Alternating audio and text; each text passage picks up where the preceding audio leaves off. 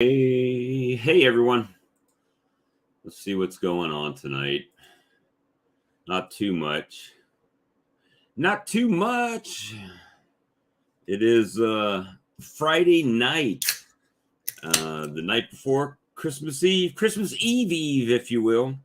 And not much shaking, so I figured to see if you guys wanted to hang out for a bit. Hang out for a minute. And see what's going on. Is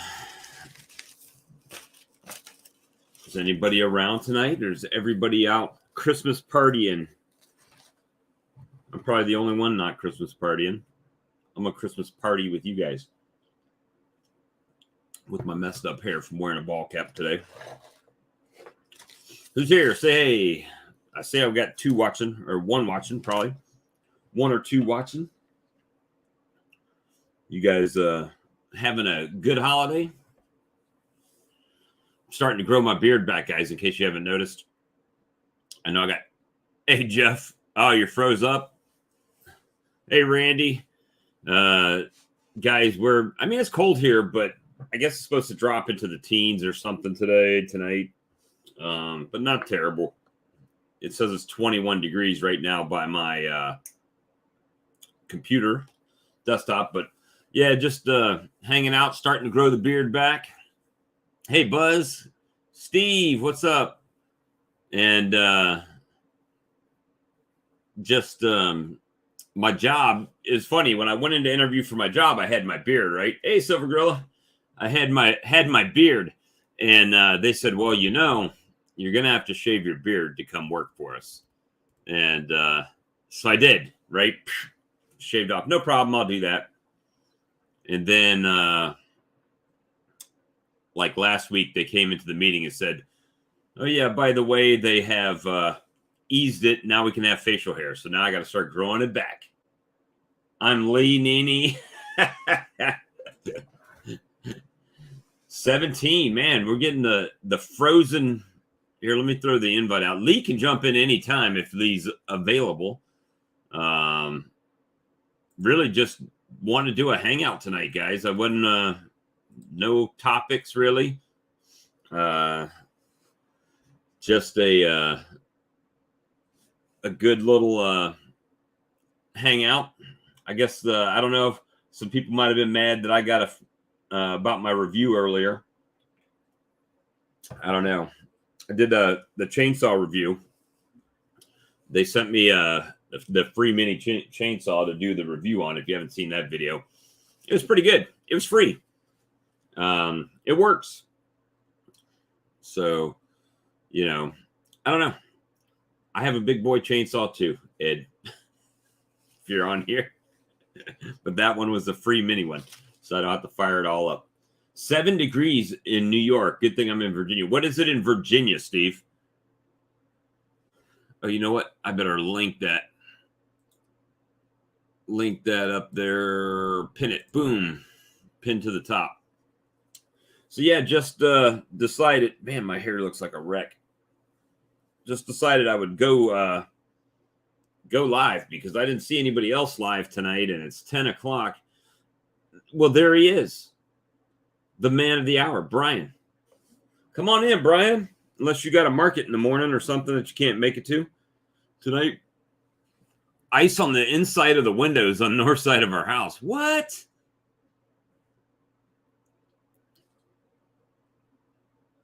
Trying to get Lee to join. Maybe Lee will. I don't know. Lee's used to going to sleep, but, he had today off like I did. So, just doing a couple things. If you haven't seen, my daughter made me open the Christmas present from her. So I had no idea about this. This was like a surprise. But she sent me a mead making kit for Christmas. So I guess I haven't opened it. Maybe I'll do an unboxing. See what's in it. I don't know what's in it. We'll do an unboxing of it while we're waiting on people to join in, jump in. Let's see what's in the, it says make your own honey wine mead making kit. please visit us online at craftabrew.com. So it's nice boxing. Let's see what's in here. Let's see what's on this. Hopefully you guys get you get the guide to making mead. If you're lost and can't read directions, it asks, do you need help? It looks like I got look at this.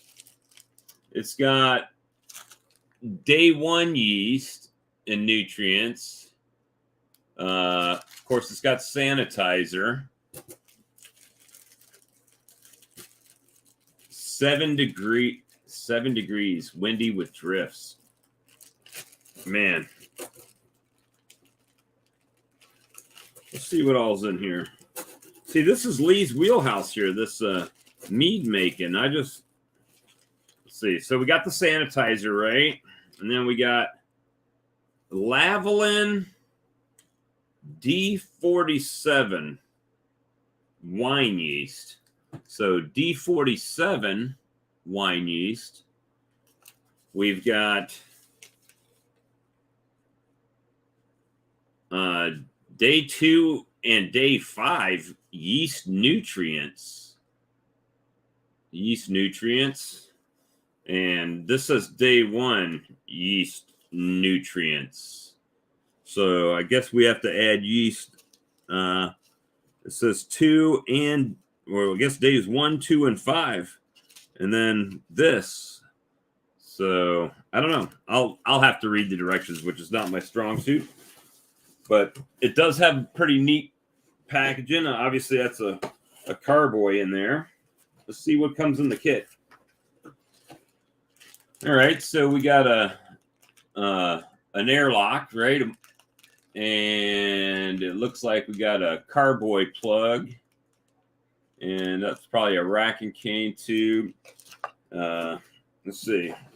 I'm going to pull this out. It'll never go back in the box. It looks like a rack and cane of sorts. Let's see. We got the 1 gallon carboy. We got a funnel. This thing pretty much. And we've got the tubing for the rack and cane. That's pretty cool. I don't think I'll. Well, never say never, but I don't think I can catch up to Lee with his mead making supplies. But it was a nice gift from my daughter for Christmas, so I am happy with it. I am happy that I can try this out this year. Now it's just a matter of getting everything back in the box correctly, which never happens, right? Watch Lee's video and read the direction. That's exactly what I'm going to do. Use raisin too. Okay. You guys will have to give me the tips on what everything is, why we do everything we do. Oh, I didn't realize that, but look what it says on the tab. Let's get buzzed. So that's pretty cool. Nobody wanted to join tonight. It's interesting.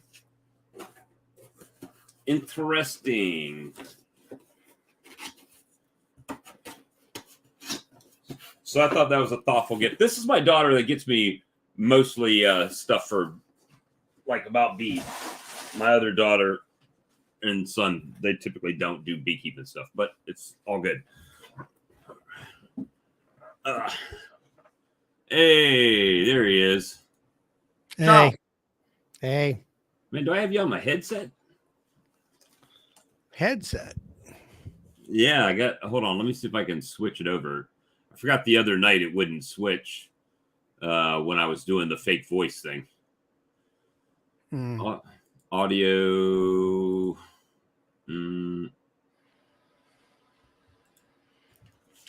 Say something, Charlie. 1, 2, 3. Can you hear me? No. Now say something, Charlie. 1, 2, 3. Can you hear me now? Oh yeah. There we go. Now it's working through my speakers. What you doing? I just left one of those my local bee chat. They got into I don't know some discussions about either saving the plants and saving the local bees that are not honeybees, and all that kind of stuff. Hey, Jeff, Robert, They got into everyone. it was whole tree hugger discussion tonight. Yeah, there you go. That's a good way of putting it. Then they were bashing farmers, and I had to straighten them out on that. Well, their plants need pollination too. Well, the one guy found I did a thing for the National Honeybee Survey this past late summer, and the one other guy on this chat had had it done a year or so ago, and it came back with like 26 different pesticides, like in the pollen and everything. And I'm like, yeah, and it could be all kinds of different chemicals, and they were bashing, the farmer, this and farmer. I said, look, guys, I said, farmers used to have to be, we're still licensed to spray, let's say, Roundup, which Right. is a defoliant. And I said, then all of a sudden, it's EPA said, oh yeah, it's fine to put it out on the shelves in the hardware store for every homeowner to use. Well, you know how homeowners are. It's like oxalic acid, a little bit more. Actually, must do better, right? Right. So anyway, we were into that discussion, and then we were discussing no-till farming and all this kind of stuff. And I said, well, I says, there's the farming practice we have today. If we don't do it, we're going to starve. They think, like there's the homesteader folks that they're trying to go back like my grandparents. Well, there's a reason why they went away from doing it like our grandparents, is because they could be more efficient with the machinery and all, right? Yeah, it's more efficiency. But what I'm getting at is that, all right, like in the chicken egg business, if you want to do chicken eggs, in order to, let's say, in order to supply just, let's say, one state enough eggs for all the grocery stores, you have to be in this huge production mode with these birdhouse or chicken houses that have got 200,000 or 300,000 birds in there in order to have that kind of supply. And they're all living in Philadelphia and different places. Well, and I'm like, go to the store and get some more. Just go and get more, So where do you think they get it from, And those chickens, each chicken don't lay an egg each day. Well, let's say, yourself right now, chickens stop laying eggs in the wintertime, right? Naturally. And so anyway, we were talking about the pesticides and stuff. I said, well, it's called regenerative farming, and it's trying to go away from the no-till, which I'm all for. I mean, I don't like all these sprays, right, and chemicals and stuff. I think we're killing ourselves, literally. I think that's why we have so many. Cancer is a broad term. We have different types of cancers, and I think because of sprays, chemicals, and our food chain is why we have a lot of that. And I said they're trying to re-educate the farmer to go into a different way, but like everything else, there's always the money involved. Like all these spray companies and seed companies, and Well, it's I like to look at and this is going to sound weird, but all right, so let's go to like the Titanic, right? The Titanic was a world-class ship, right? Where all the rich people were going on it. But they were using the latest, greatest product that was state of the art for like the grand stairway, linoleum, right? Linoleum was like the state of the art thing. And at that time, it was the best thing ever, right? On the Titanic. So, I mean, it just shows you that not always is the latest, greatest, the best thing. You just, right. Well, my father said back in the 1970s, he says, one day they'll outlaw this stuff. because they were going from plowing the fields. They're complaining that there's mud in the streams and all that, and they're choking the streams up. So we're going to go to no-till. So now we're killing ourselves with chemicals. So do we go back to putting mud in the streams? I don't know. I think that this new regenerative farming doesn't plow the ground up. It does it in a different way. Right. But anyway, let's not get into that. That's a can of worms. And, I'm all for it. And I'm here tonight to talk about bees. And it's like I got kind of, they kept running about like what do you call these the bees in them little tubes and all that kind of stuff. Like carpenter bees and all that. Well, all the different types of insects. This one gal, of course, she was drinking a few beers, and then she's talking about that, and she's talking about she's talking about like invasive plants. I said, well, why don't we plant some tallow trees and some BB trees, which are quote invasive, but like the tallow trees, they're trying to kill them down there where Lee is. They've been here since the 1700s, and it's like it's the biggest honey crop maker for the country, that from what I understand, at least in the deep South. And it's like it's been here for over a couple hundred years. It's not no more invasive than we are.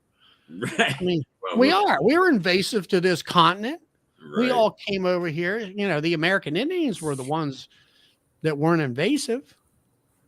So, it's just, it's a lot of ways. Brian's just sitting back ready to like put his.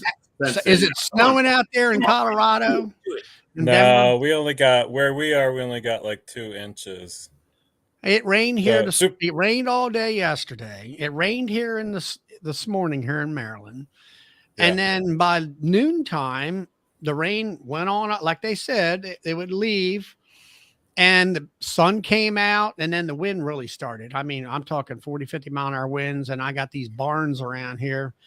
And yesterday the winds kind of started yesterday afternoon in the rain, and I took the forklift and I put 10 by 10s and 12 by 12 squares that we had laying around and put them up to the big sets of doors, because our doors are, 25 feet wide, and support them and stuff. And I actually on this one, it's a double door sliding door, and I actually put a pack of lumber in behind that door to basically sandwich it, so because it's tremendous amount of pressure.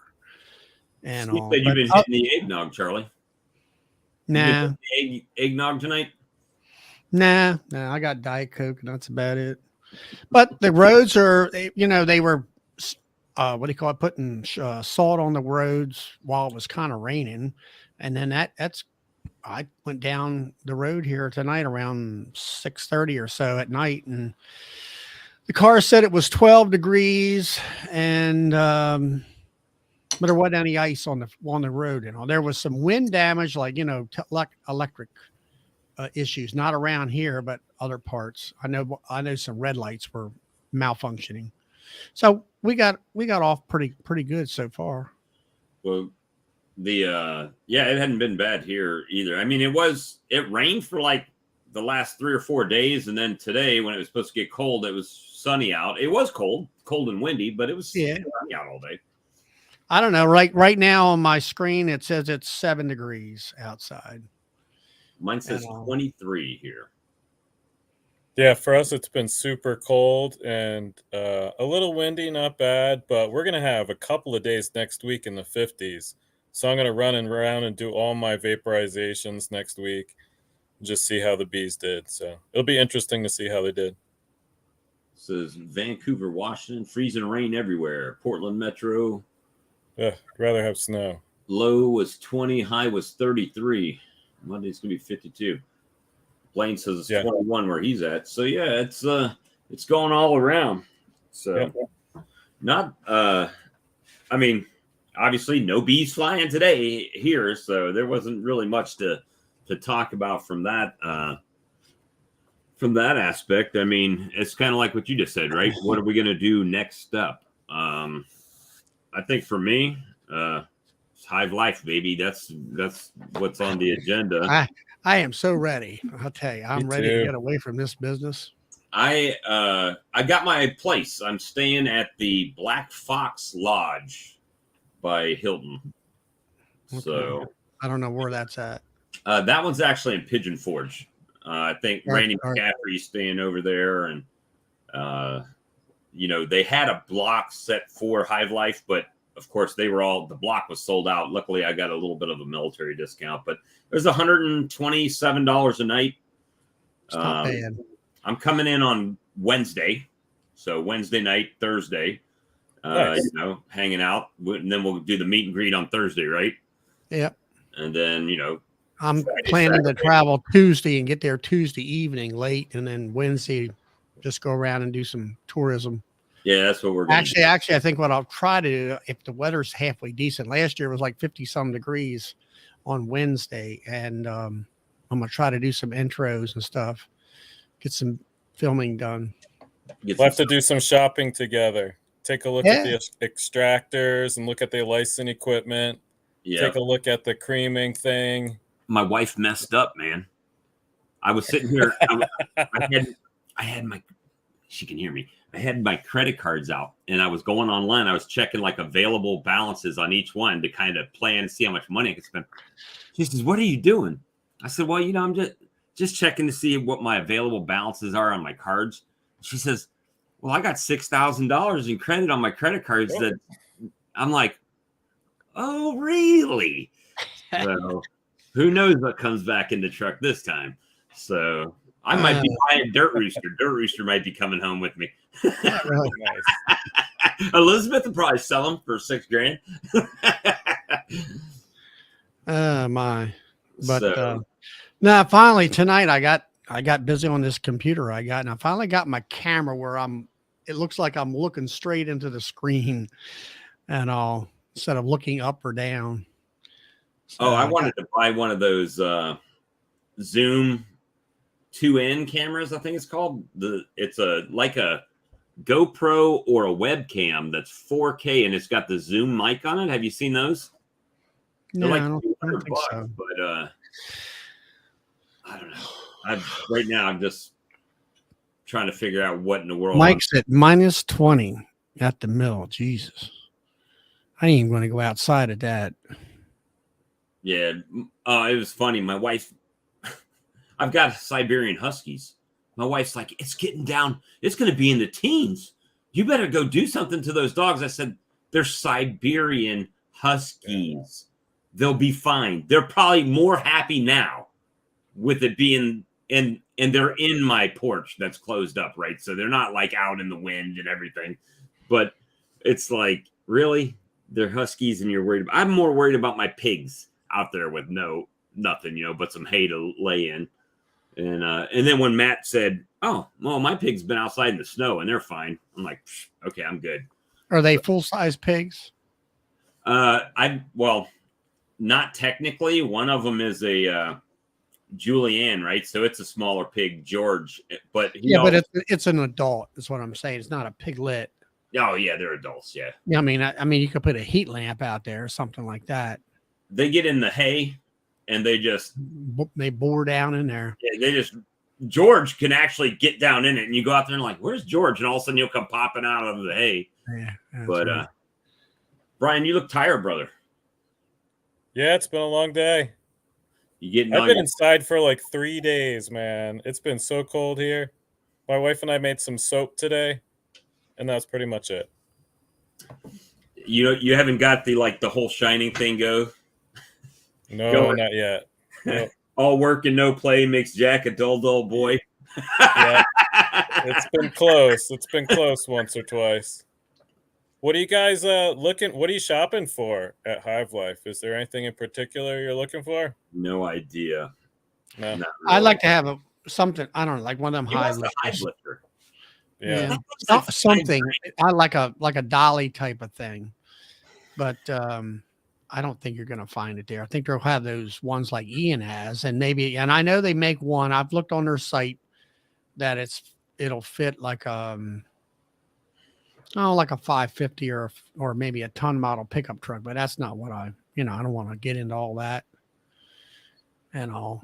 So other than that, I guess that's about it. I mean, there's always something there that crops up that's, like I Yeah. went there last January. I bought 2 extra fume boards.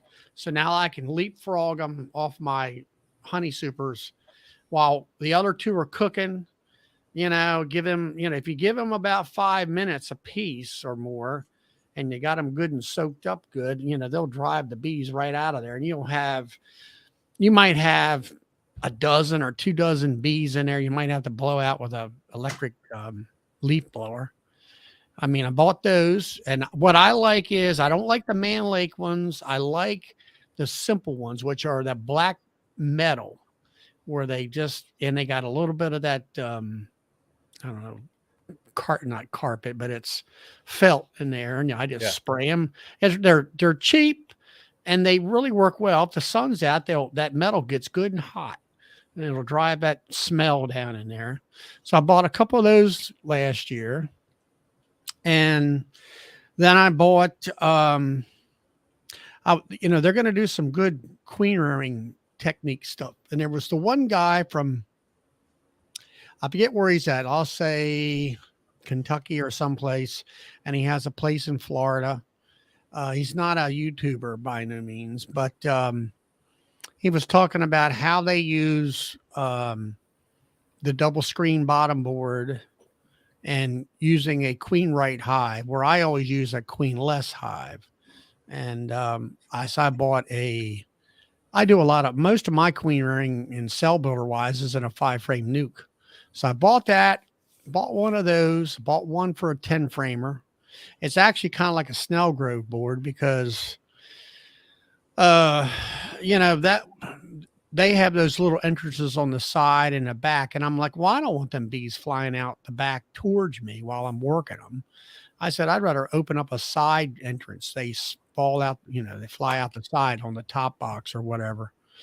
And so anyway, did I use them? No, I never, it just didn't work out. I happened to have a box that was queenless, and it was 5/5, and I pushed all the bees out of the top box into the bottom box and set it up with brood and stuff and brood and food, and it worked good. And let's see, I bought all those. I bought 10 pounds of oxalic acid. I'm like, yeah, I can buy it off of Amazon, same product. But I'm like, okay, I don't have Prime because I don't buy that much. And but I'm you like, would if you had Prime. well, I don't buy. I mean, to me, Prime is what, $100 you have to, pay for. Well, then you got to be buying monthly at least. I don't really buy that much. I try not to spend anything. So anyway, I looked at it. I'm like, okay, it's a couple extra bucks more, but I said, you got to think about shipping.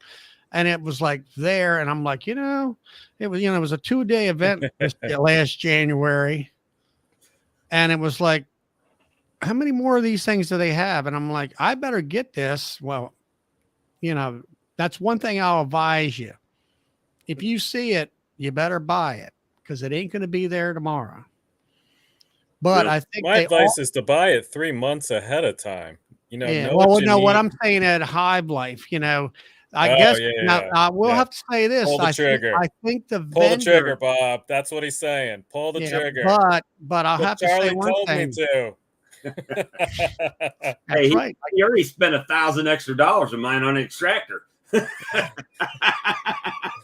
It spins easier when it's someone else's, right, Charlie? That's right. But I think the vendors learned, they were brand new to the place. And it was like Oxyvate or the, what do you call it? Provap 110 guy. Right. He brought the dispenser ones, where it'll dispense 4 grams, or actually mine's dispense about 6.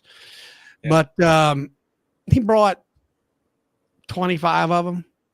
I think I thought about it, and I should have not thought about it because I went back. We were sold out.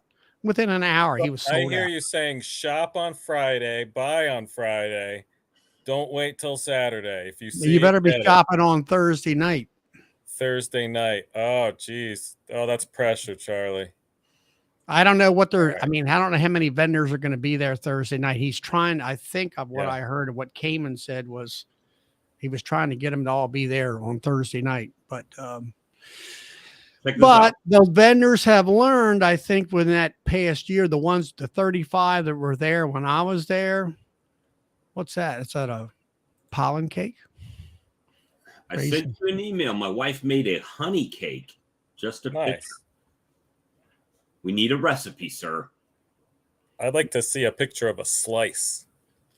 I know that. That looks good, man. I could go for a piece of that cake right now. I've got a sweet tooth for sure. Yeah. But I think the vendors have learned that, they need to be plenty of product. And then I think Cayman said there'd be like 5 or 6 semi trailers loaded. No, he said 12. 12 tractor and trailer loads. Wow. Yeah. Whoa, that's a lot. Well, I mean, what's the foundation company? Premier with what Greg Burns is doing. I mean, I seen stacks down there. No lie. Now we're talking pre-assembled frames. They were probably, I guess, the size of a pallet, and there was 3 of them there, and it said Greg Burns pallet number 1, number 2, or 1 of 3, 2 of 3, and 3 of 3. And I don't know how many thousand frames he must have bought. And I mean, they were bringing them in. That was a truck, tractor, and trailer load for sure. It'd be something different too. It might be something like what I'm doing with some of my guys. The guys that actually bought product for the show, like the swarm lure. I'm actually bringing more swarm lure, right? Where basically, if they run out of what they got, I've got backstock that can be consigned. Hey, we'll just sell as many of these as we can, and then you just pay me for what we sold, and bada bing, bada boom. So that's good. It's better to have too much. Yeah, hopefully. I've seen. Did you see that advertisement on Hive Life Facebook? About some other swarm lure out there. Which one? The Swarm Science or the? I don't know. I didn't really pay attention to it. It's some kind of a lure. That's it. But that's that is actually a European company. Okay. So mine is. And I've seen some Japanese folks on there. Some kind of a. Mine's not only made in America. Mine's made right there. Yeah. Right there. I've got. You see those 2 boxes on the floor back there? Yeah. That's about 200, and then there's another, 30 so bottles right there. So that's 230 plus 320 bottles over there. So got about 500 bottles of that boxed up. And what did I do with? My wife was looking earlier. The bullets. Hold on. So what are you looking for, Brian? Anything in particular? Well, I already bought a bunch of frames. I got a bunch of frames pre-order on sale. They're from Beeline. They were pre-assembled. It's like $30 for a 10-pack. So I got a bunch of deeps and a bunch of mediums. I need some hardware, but I'm not sure how big my rental car is going to be. So I'm a little cautious about buying too much now, You said you were. I want to have room. What's that? You're flying in? Yeah, we're flying in Thursday, and then Nashville? we're driving back. In Nashville? Knoxville. Yeah, so Okay, that's like a half an hour away. Yeah. Yeah, I mean, it's not that far. It's only like 15 miles or something like that. Yeah. It's not that far at all. Well, check this out, guys. I was looking at the Pura boxes, right? Yeah. And I'm not affiliated. I make nothing off of Pura boxes. Did you see Mr. Ed's thing about that today?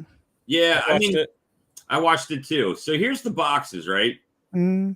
So assembled deep from $32.95, okay?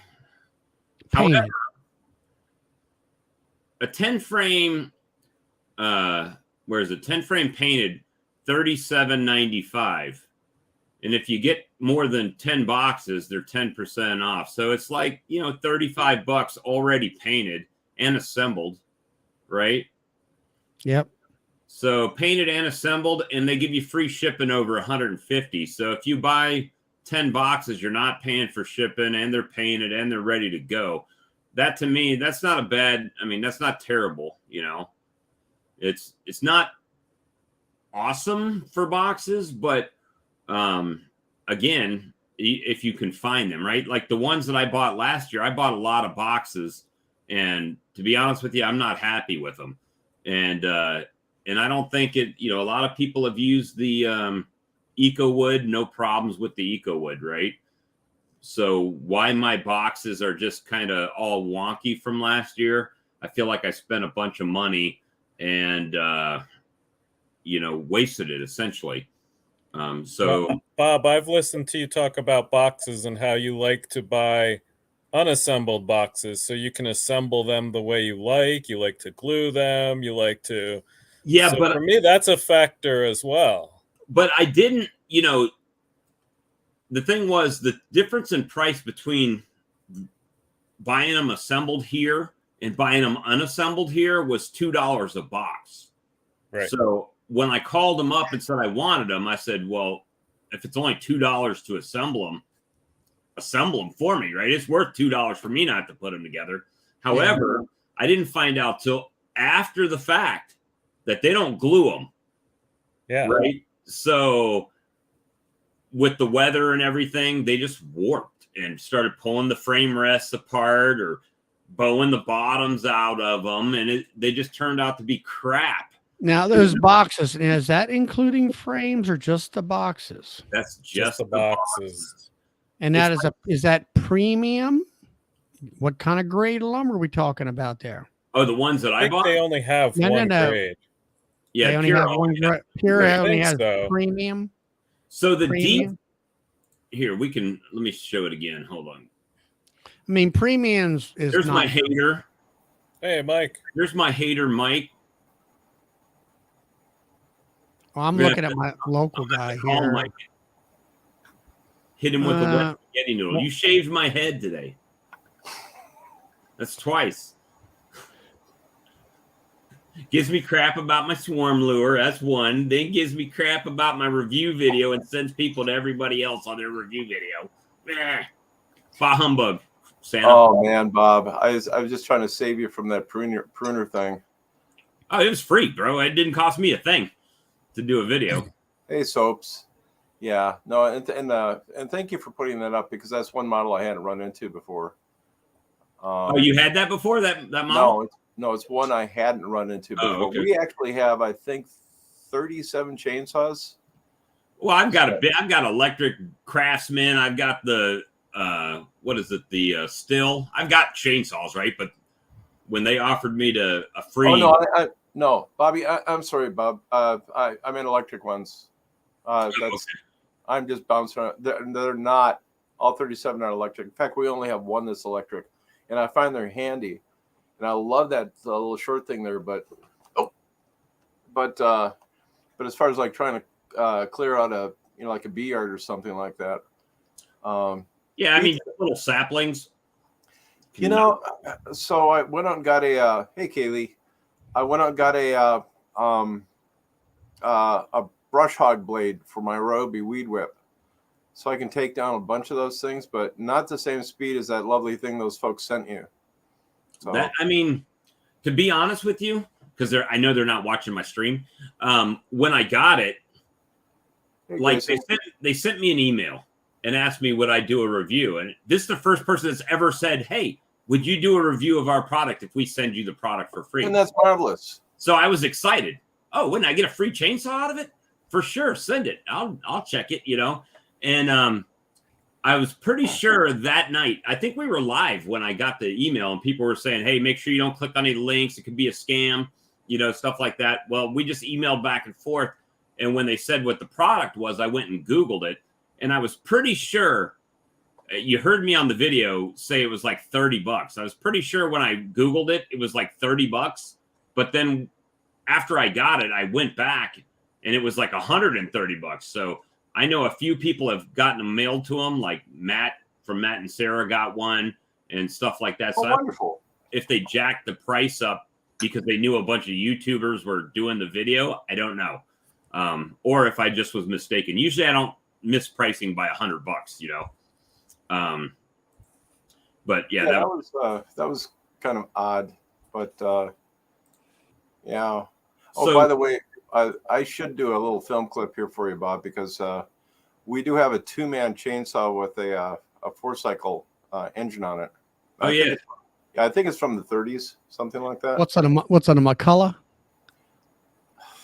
Those things are like bulletproof too, right? McCullough. What were the big old engines that were like they were flat fork configurations? They were made in Wisconsin. You can't get parts for the thing anymore. Cincinnati motor. It's something. It's a name similar to Milwaukee. That's not what it is. But hey, Bob, I got a question for you here, brother. So you're buying the high boxes assembled. How far does you drive? I was just thinking it might not be a bad idea for me at least, if I was going to go there and get them. No, not Ulan. I'll find out and get back to you guys. In fact, I'll shoot a video of it because it's insane. The damn thing weighs 100 pounds. It seems like it'd be just easier to buy them unassembled and then stack them in the back seat. I don't know how much room you got. So. Well, I was just looking online. I don't even know what their prices are at the show. Oh, really? So this right here, this is an assembled with the deep frames, with the Premier foundation, the whole deal. So Charlie had asked what the price was. Unpainted assembled is $71.95. Okay. So, I mean, 10 frames, you figure that's probably $40, right? And then, well, yeah, and actually, to be honest with you, that's something that I'm hot and heavy for because I'm really hurting on frames and foundation. Triton said he bought some rough cut lumber. We did that last winter, try and get the propus on the inside, but yeah, Homelight. No, it wasn't Homelight. I mean, this thing is old. And I actually thought it was a side sickle up against the wall. Was it a Continental engine? I am so sorry. I will get. I don't know. We had one. It was 2-man saw, and it was ancient. It was like the motor was like crossways, the bar hooked up to it, Yeah. And then on the end, that's where I was at, on the end of the bar, and you had a cover around the rounded end, and then there's a pipe sticking out there. And this thing, you could have your motor this way. It was, across the motor went across in front of you, and then you could turn your bar either straight up to cut down through a log or flat. And we used to use that thing. It was like a 4.5 foot, 5 foot bar. So it had the swivel motor on it. Yeah. The bar turned on it. Yeah. I'm sorry. Yeah. And anyway, we would cut big trees down with it. But not that. Is it Mercury? Nah, it wouldn't be a Mercury. I am sorry, it's not David Bradley McCullough. And I appreciate everybody jumping in there, but I mean, honest to goodness, I just can't remember right now, and I will get back to you guys on that. Yeah, David Bradley was a tractor dealer or tractor. I didn't want to touch you, Charlie. Anyway, that's all right. Well, but we actually have a McCormick Deering from the late 20s there too. So I mean, it's a museum. It's pretty doggone amazing. So just kind of out there. By the way, I am wrapping up some texturing I did on the hives that weren't rough cut as far as trying to get the propolis in there. And I hope to have a video out in the winter. We did everything from just dragging box cutters over the interior to using the narrowest Dremel blade that we could, and the results were really interesting. So you can retrofit your boxes to get more propolis in. Well, I think I'm going to have possibly a better box than the Pura box. Please tell what you're thinking, you guys. And it's made by one of our friends. And I might get one at Hive Life. It's made by Ricky Rourke, and we were talking about it before anybody knew about the Pura. And I I'm trying to help him, and in helping him, I was going to sell his boxes on my website like a drop ship, like you'd order them from our site, but he would ship them. And that way I wouldn't have to get them shipped here to reship them, and that would help keep the cost down for everybody. But what we're planning to do, you know, everybody's talking about the end grain to the Pura boxes, and they don't have as many end grains. Well, this box would technically just about have no end grains because of the way that, okay, so a Pura box has the front end, right? And then the sides slide into it like so, right? They lock in like that. You're talking dovetail. You're talking dovetail. Well, they're dovetailed only on one side, so they would slide in like that. But dovetail receptacle and all that stuff. Tex did a really great video on how to do that for everybody else. Anyway, sorry to interrupt. But the ones that Ricky and I have been talking about would actually slide together like that. So there would be they would slide end to end in. You're a locking. Yeah, I know what you're talking about. So there would be no end grain in them. Like this. Yeah, you would just slide them in together and they would lock in like that. So there would be no end grain in them, really, other than maybe, I don't even think it'd be on the top. They would just lock into place. You'd run your glue in there, slide them in, boom. Throw you some staples or whatever you want to put in them. And there you go. You're locked together. So he was too busy with his Hive Life stuff, which I understand, to go into doing that. But he said he was going to try to have a couple of those for us to test out for him. So I'm excited to see that and get it going. You know, everybody talks about. Go ahead, Brian.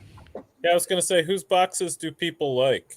You know, Bob, you talked about boxes you like, boxes you don't like. I look at those Premier boxes and they look nice, but I think to myself, when are they worth it? You know, maybe they're worth it, maybe they're not. I'm not sure. Well, I mean, that goes back to the same thing I said about Hilco extractors, right? Not to talk bad about Hilco or Hilco's extractors. They're just not proven the test of time yet. So that's kind of what Mike says about my swarm lure. It hasn't proven. No. I just said I wish you'd just shipped the whole crap load of it to Rodney. He's actually our swarm guy here.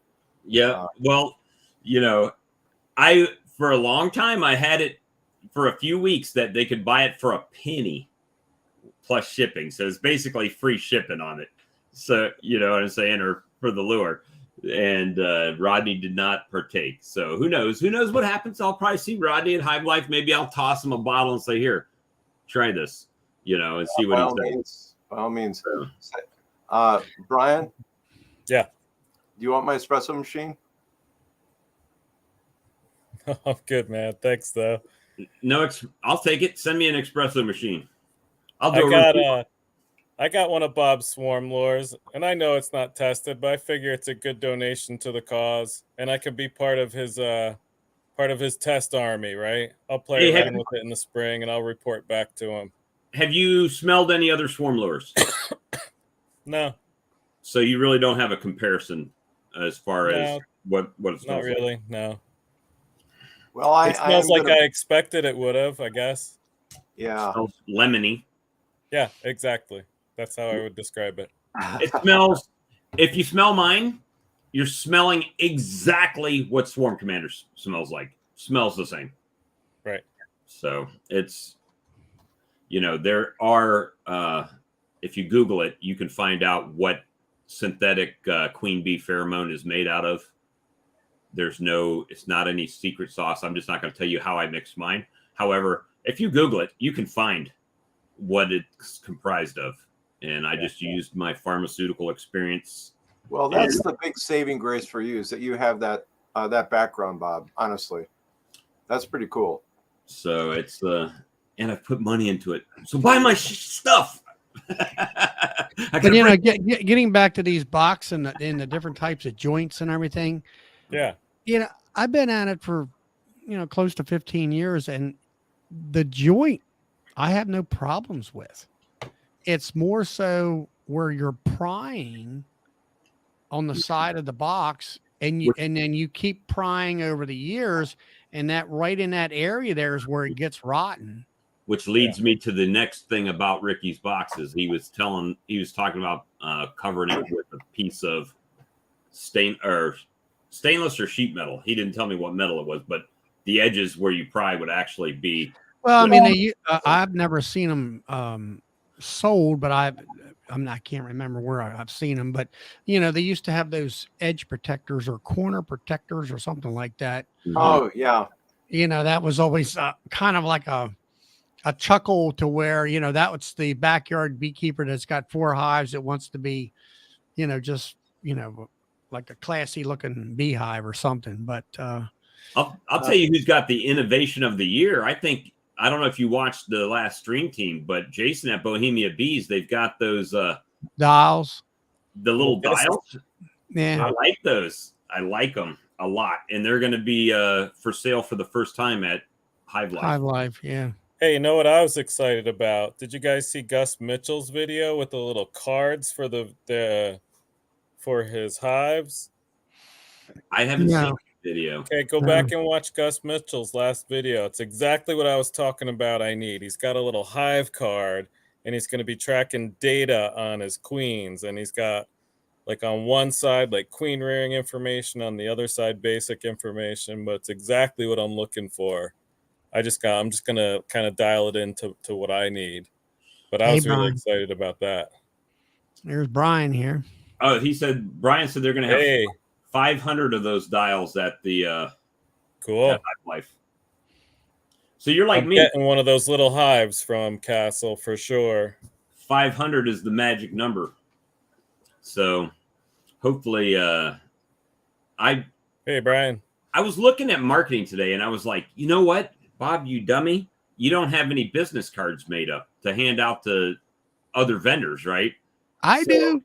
So I went and I made from Vistaprint, and I ordered a few t-shirts, not a lot, a few t-shirts, but I got business cards made that the people can contact me about the swarm lure, and then I was like, Dirt Rooster's going to have it in his booth as well. So I was going to order, because they say if you order over $150, you get free shipping from Vistaprint. I got my new. And you can't see it with your background. Yeah, I know. It's like, what? Yeah, it goes invisible there. Now you're invisible. How are you holding that hive in your hand like that?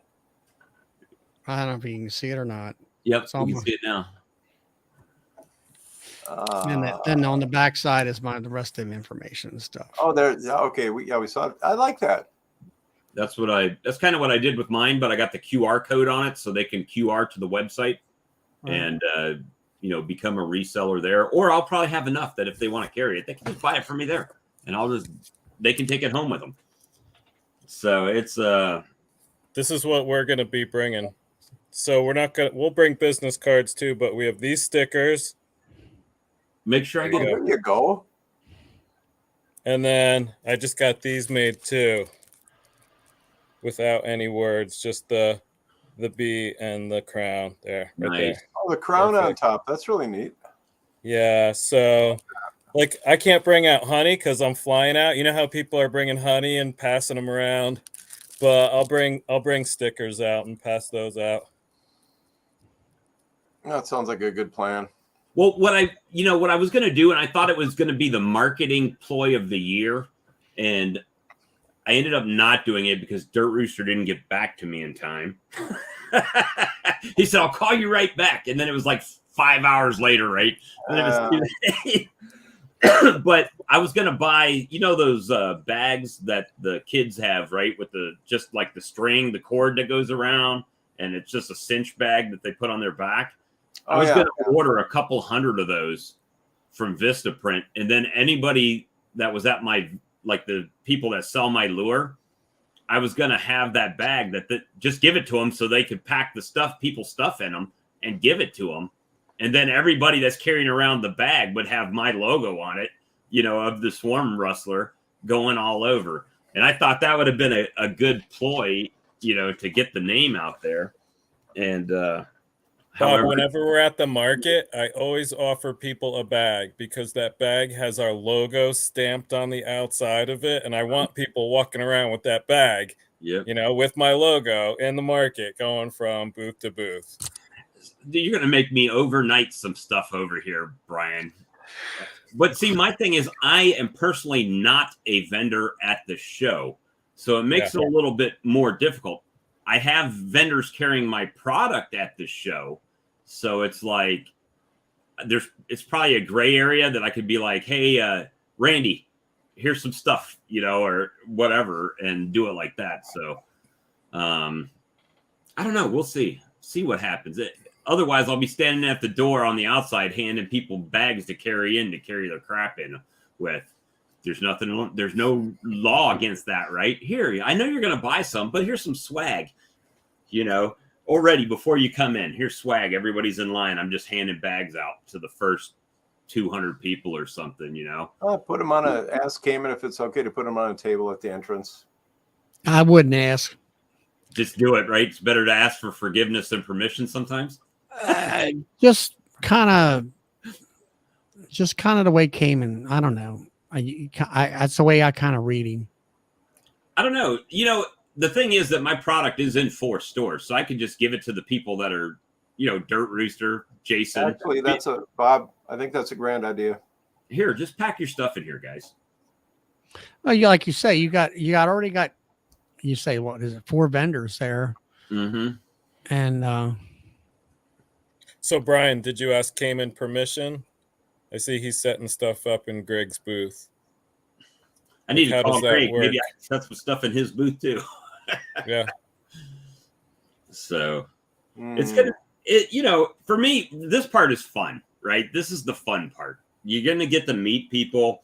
You're talking about your product. I can honestly say that this product is kind of one of a kind. It's the only swarm lure on the market that's got a gel crystal plug in the top for slow release of the swarm lure over a period of time. So there is no other one on the market that does that right now. And you can't use any other swarm lure with it, as far as I'm aware, because mine's the only one that is has a water carrier, and that's a water crystal. So oil won't absorb into it.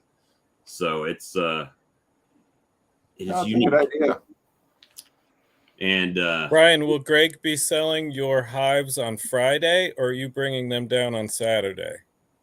I really want to get one of those. I want to make sure they don't sell out. I think he only can come Saturday because wedding, right? Yeah, but will Greg have them? I see he's having them at Greg's booth. Will Greg have them on Friday, or is he bringing them down himself? That's what I'm wondering. Greg will have. Greg will have them. So yeah, I'll get mine on Friday. Thanks, man. So I'm gonna. What day are you coming in, Brian? I'm coming in Thursday. So we leave here Thursday morning. We should get there around like 2. So I should be there for the meet and greet. Hey, Spanky. Okay. Hey, guy. I'm coming in on Wednesday. So nice. We're going to do Wednesday night, Wednesday to Sunday, and hang out. Oh, it sounds like a good idea. Well, my anniversary is tomorrow, and this is kind of like our vacation / anniversary getaway type of little thing too. So I've got to split the time between my wife and all you guys at the beekeeping conference. So, yeah, but she's got the $6,000 that she's going to go out shopping with. Yeah, well, hey, whatever. Hey, but you know what? The thing is that for her to be away from me, even, and to be away from my mom, what a break! It is. It's a huge. It's just a mental time that she can just do whatever. We're going to go out to dinner on Wednesday night. I know Lee's going. Anybody else? I mean, is welcome to join us. We're just getting together and going to eat. So where are you going to go eat at? I'm no idea yet, bro. No idea yet. We can decide. And Bob, how many years have you been married? Holy crap! Married or together? We got together in '98, and we had both been divorced not very long when we met each other. So we didn't rush into getting remarried. but we did have a kid in the meanwhile. So, yeah, my daughter in Germany, we joked because we went on a vacation to Aruba, and then 9 months later, my daughter was there, right? So, we joke with her about that, but yeah, we waited quite a while before. Let me see. Is it optimal to have the bullet inside and then spray the lure on the outside, or is the bullet? The bullet for me, I've had, to be honest with you, when I put this in the colony, all I did was I wedged it between two frames and popped the top open. That's what I did, and it lasted it would have lasted longer, but a month, and all of the liquid had evaporated out of the bottom, but there was still scent in the gel crystal. And then I just came back and reloaded it with more swarm lure after the fact and let the crystal rehydrate for a little while. And this is the same vial that was out in my colony. So it's definitely reloadable. Spraying some on the front wouldn't hurt anything, but this was proved when I was out there that the bees still found it in the colony. So the thing I like about these bullets is that most people probably don't go check their swarm traps all the time, right? They're not going to go out there every week or every 2 weeks, especially if they're big into putting a bunch of swarm traps out. Yeah. So that's a good thing. You can put it in there and come back a month later and then just top it off if you want to, if you haven't caught anything. Bob, I'm really glad you brought that up because that's Dustin and I are going to go way up in the hinterlands, and we're not going to get back there for at least a month. So I didn't realize that was the time schedule on yours. Say, guys, the little pheromone strip you can put into a queenless hive that makes them think they're queenless so they don't turn into laying. It's like it is a piece of filament. It's just a piece of, like, fishing line. I got some of that. Okay, so here's a stupid question I think I might be as tired as Brian is there. Does anybody ever take those and put them in swarm traps? I haven't. I've never had. I don't put up full swarm traps. So. I bought some to put in. You take that filament. It's about 6 inches long or whatever, and I cut a piece off. Yeah, but you can cut pieces of it. About inch and a half long or so. Oh, and then I would put it in a nuke that was queenless, so I could get a queen, so it wouldn't go laying worker on me. Is that a piece of? Is that filament like a fishing line, or is that a tube, like a vacuum? It's a tube. And you can cut those into strips, or you said yeah, they're kind of green, aren't they? And that one green looking, Brian, kind of greenish, yellowish, greenish. Yeah. Yeah. I just pulled this out of my refrigerator. You're supposed to keep it refrigerated. Yep. I put them in the freezer or whatever. Thank you. Yeah, DC, I saw that when Fred did that, and then Nathan of what is it, Duck River, he had one little sapling that the swarms were always landing on to it, and somebody made a comment about, well, you've got queen pheromone on there, and it's just hanging around the tree, and that's why they keep going back to it. But just medical tubing. Medical tubing. Maybe it is. I wonder how thick that stuff is. It'd be something like that. Yeah. Okay. It's about an eighth of an inch. It's about the diameter of the tubing is about an eighth of an inch in diameter, something like that. The reason these even came to an existence was because I was talking to somebody who does swarm traps, that makes swarm traps and sells them, right? And he said the biggest problem he has with these swarm lures, like the one from Man Lake, and Brian just said the same thing about the other one, is that you have to refrigerate them. And for an individual, okay, so you got 5 packs, you throw them in your refrigerator, not a problem. But if you're a reseller and you have to have 1,000 of these, well, then all of a sudden freezer space can be an issue for them, so that's why this was even, I guess, invented, for lack of a better word.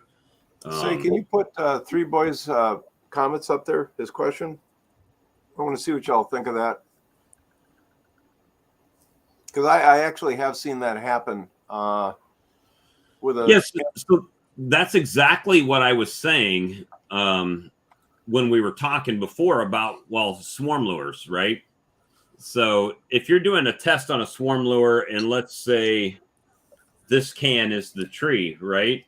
Yeah. And you've got let's say three colonies or three swarm traps on here, and you've got three different swarm lures on it, and you're trying to run a test of all three to see which one it's going to catch. Well, then you've got different variables, right? So you've got the colony or the hive. Let's say they're all 5-frame nukes, and you hung them all in the same spot. I don't know why you do. No, hang them further apart than that. I think that's a kind of a flawed premise there, Bob. No, not that I would know. No, I'm just saying that I've had people say they were going to test the swarm lure against Swarm Commander and another swarm lure. Oh, I'm sorry. But then you've got the old comb, right? You got the propolis, you've got the swarm lure, then you have the direction of that it's actually facing. Oh, right? yeah. You've got is the space even big enough for the colony? There's just a there's variables all over the place. number of how high it is off the ground. right. Yeah. I guess maybe 3 or 4 traps, like 5-6 feet apart at the same height, facing the same direction, blah blah blah. You know, and they would have to be in the same spot, but then that doesn't even still say it, right? It could be, well, the sun hits this one earlier in the day than it hits that one, so you just don't know. The only thing a swarm lure does, in my mind, is get the bees to check it out.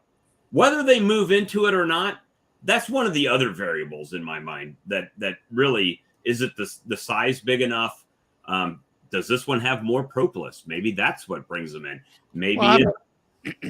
No, go ahead, Charlie. I had some guys talk about, like you say, the volume of the box, because they measure the box volume. They will, do a daisy chain thing. That's what they're actually doing when they're doing that. And then you take, like you say, scrape some propolis and some wax, kind of mix up a tincture, I guess you would call it, and then paint that on the inside of that hive. Oh, this smells like home. Right. And that's an attractant too. And then, and also whether you got some old comb, which has a smell, has a bee smell to it, as we think about it. But then if you got, let's say, 3 or 4 different colonies, your old comb that you're putting in there, there's things that can affect that. Well, how long has that comb been out of a colony? Did you just take it out of a fresh colony? Has it been sitting out in a bee box for a year? You just don't know. So there's a lot of different. So you've got to be consistent. I mean, we've done too many comparison research at the lab, and it just, if you can't duplicate exactly, then I got you there.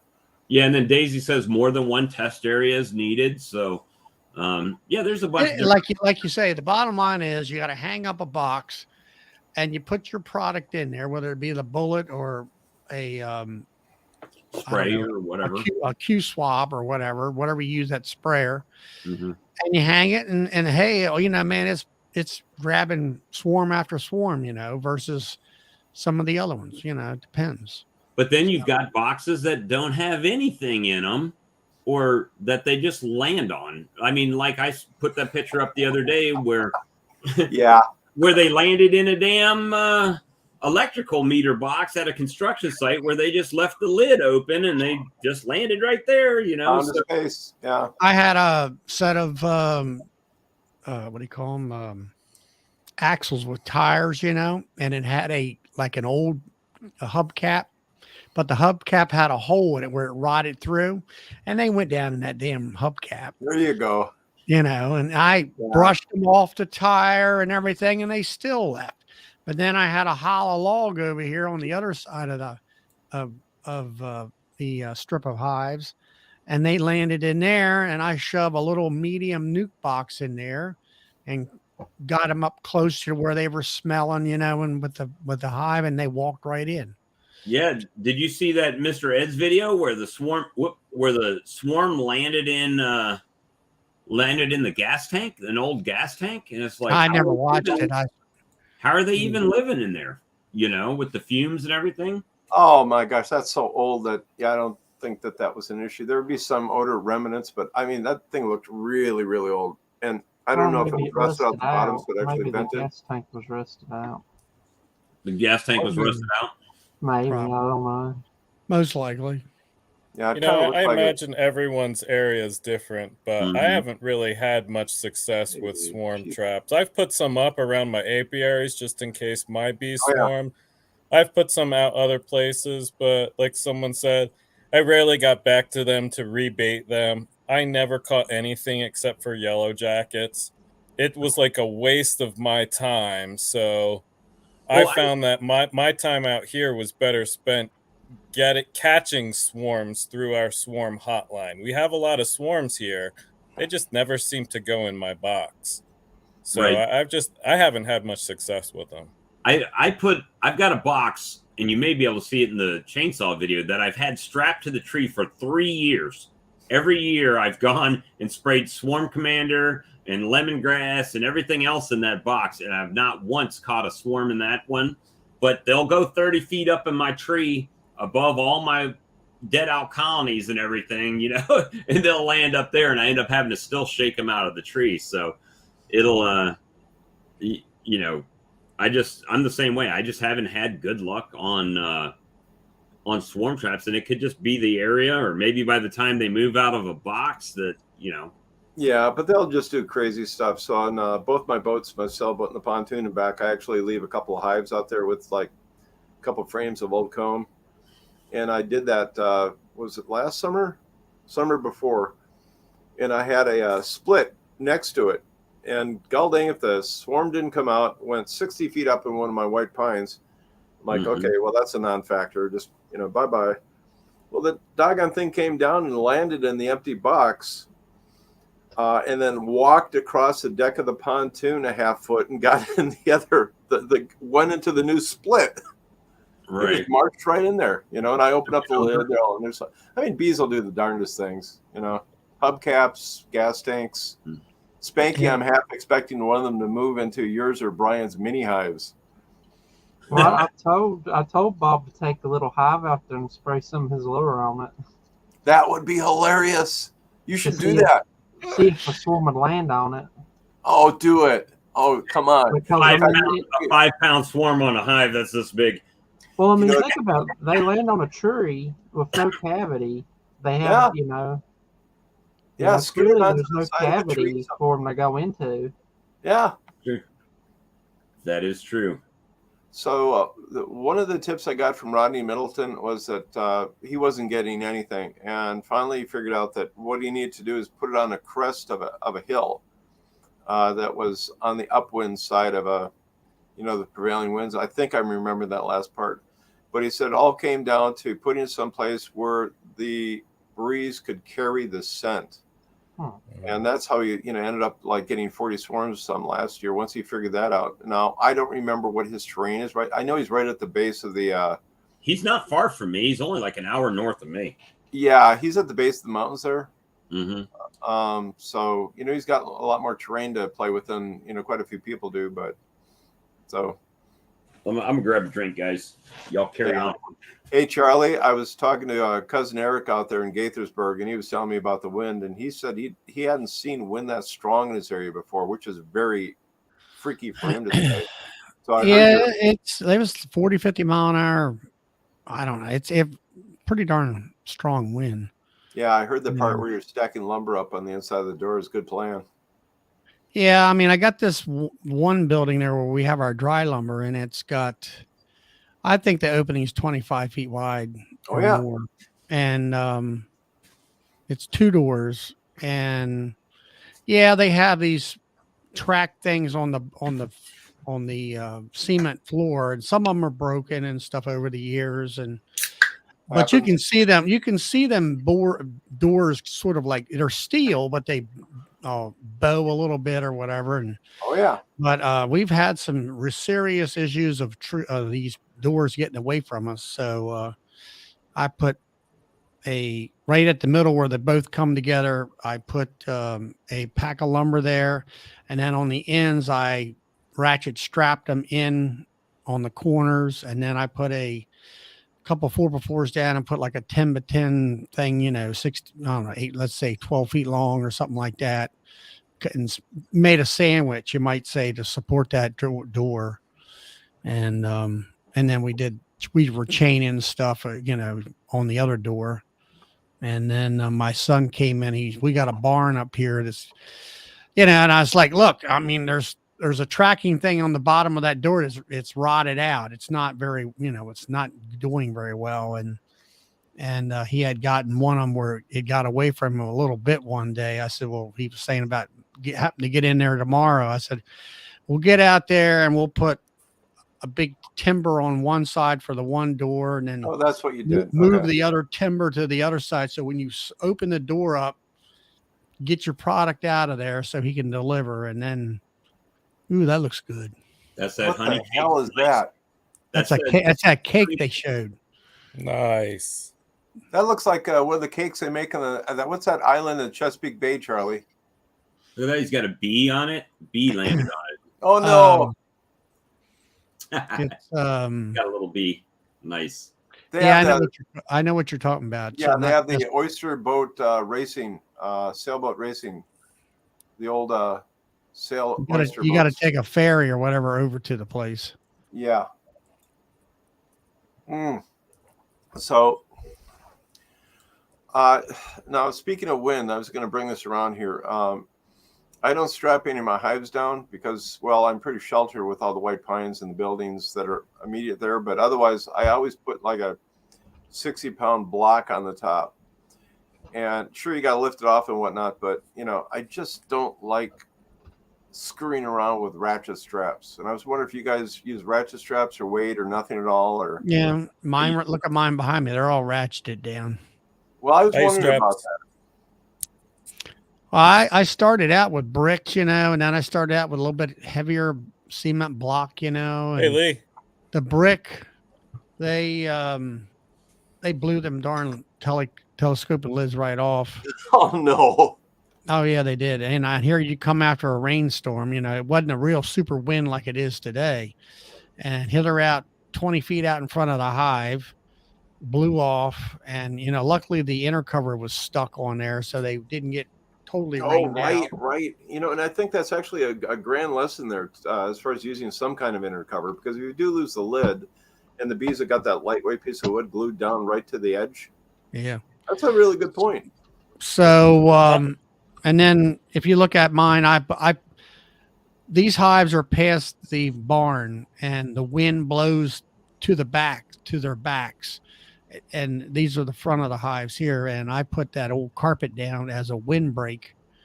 And, of course, you kind of lap it over with like a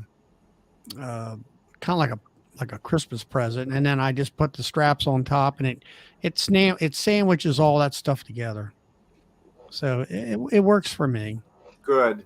You know, and then I had some bad experiences where I had, let me see if I can change my pictures here.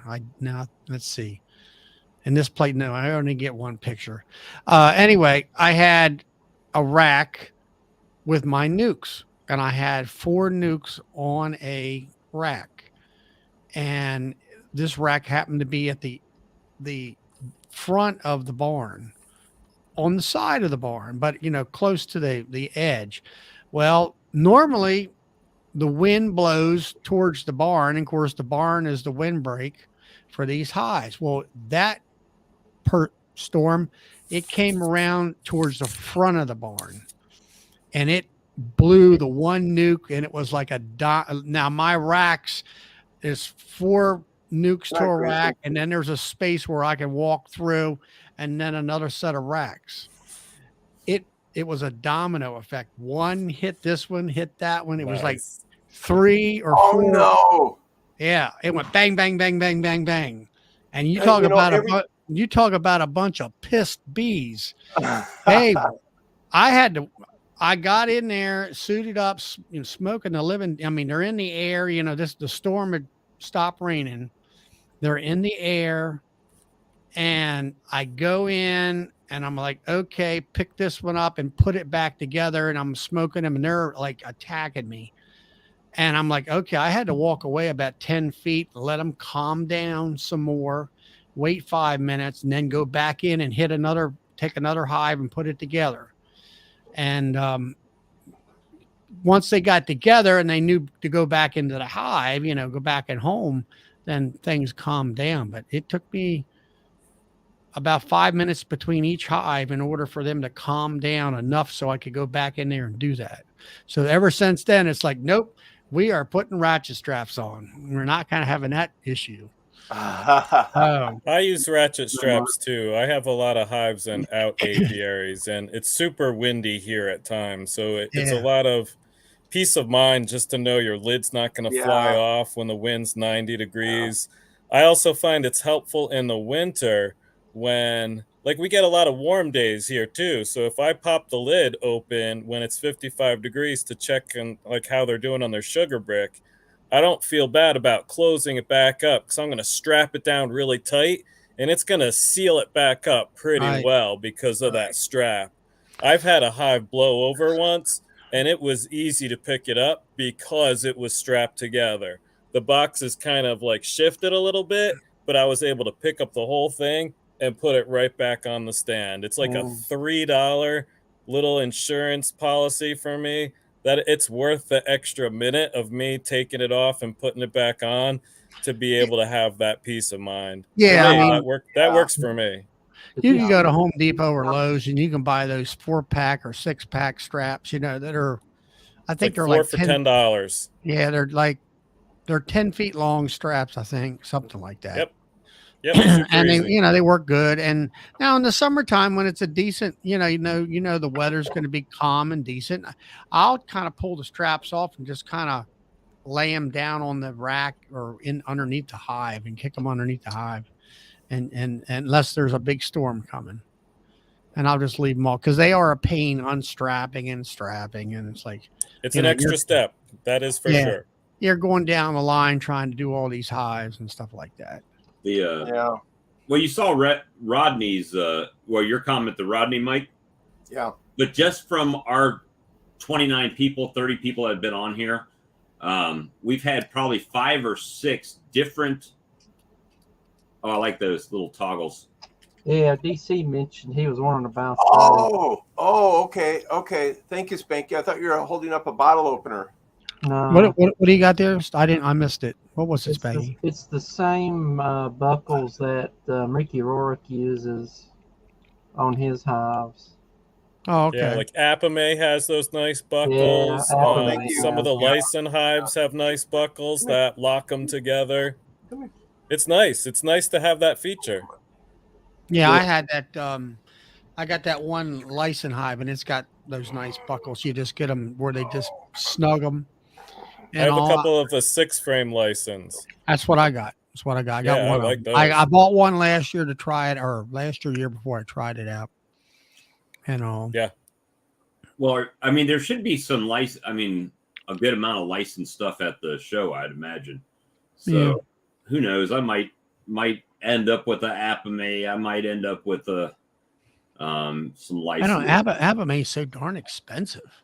I know. Well, last year they gave them out to a bunch of YouTubers to the little nuke boxes to try out and do a video on. So I don't know. Maybe I'm not to that level yet. I was thinking about getting an Apame, and I did get one of their bottom boards to use as a pollen trap, and there's a pretty good deal on those. So if you're looking for those bottom boards, they're like $50 each at Hive Life. And that's a really good deal. It's an expensive bottom board, but what that bottom board can do is pretty cool. I like having the built-in pollen trap right there. But I looked at those, and I like the 7-frame, and it does the 2, like the double nukes, but I wish the 10-frame did that. I wish it had a divider down the middle, and you can do front and back, because all of my equipment, I've got 8-frame equipment, and I've got 10-frame equipment. And my 10-frame equipment would be compatible with the 10-frame, but nothing's compatible with that 7-frame box, right? Yeah, that's just kind of an odd thing. I don't quite understand that, Brian. I think it might break down to the millimeter to inches thing, probably. Well, on their 10 frame, I think it is, or like license six frames. It's Yeah. my understanding that European is actually a 12 frame hive, a full size hive. Really? That's Well, what I looked at- that's what I was told. Now, whether it's true or not, I don't know. When Well, you say European, what design are you talking about? There's a A couple Lyson. of different designs. A license. Okay, so is it the Lyson Langstroth design, or is it like a national design, or? I don't know. I don't know. Okay. Yeah, I don't think. I I've mean, ever- I was told that. Now, whether that's true or not, I don't know. Yeah. Okay. I got the 6 frame. Yeah, I like the 6 frame. I mean, if you like, you had that hive at 7 frame. Well, you're 1 frame off being an 8. You might as well just get the 8 and you're done, you know. And then another thing is like it's licensed 6 frame. I didn't put it back in production this winter, and I'm like, okay, I got to be really careful about, using oxalic acid vaporizer. I got to find some way of probably take a wooden tube, put over top of that copper pipe in order not to melt anything, because I've already melted a little bit of something on there. But I melted the side of mine with my smoker once in the back of my truck. yeah. And then you got 6 frames and you got interchangeable compatibility problems there, and that kind of thing. So I'll tell you what I like about that Lyson, Charlie. That is my go-to swarm catching box.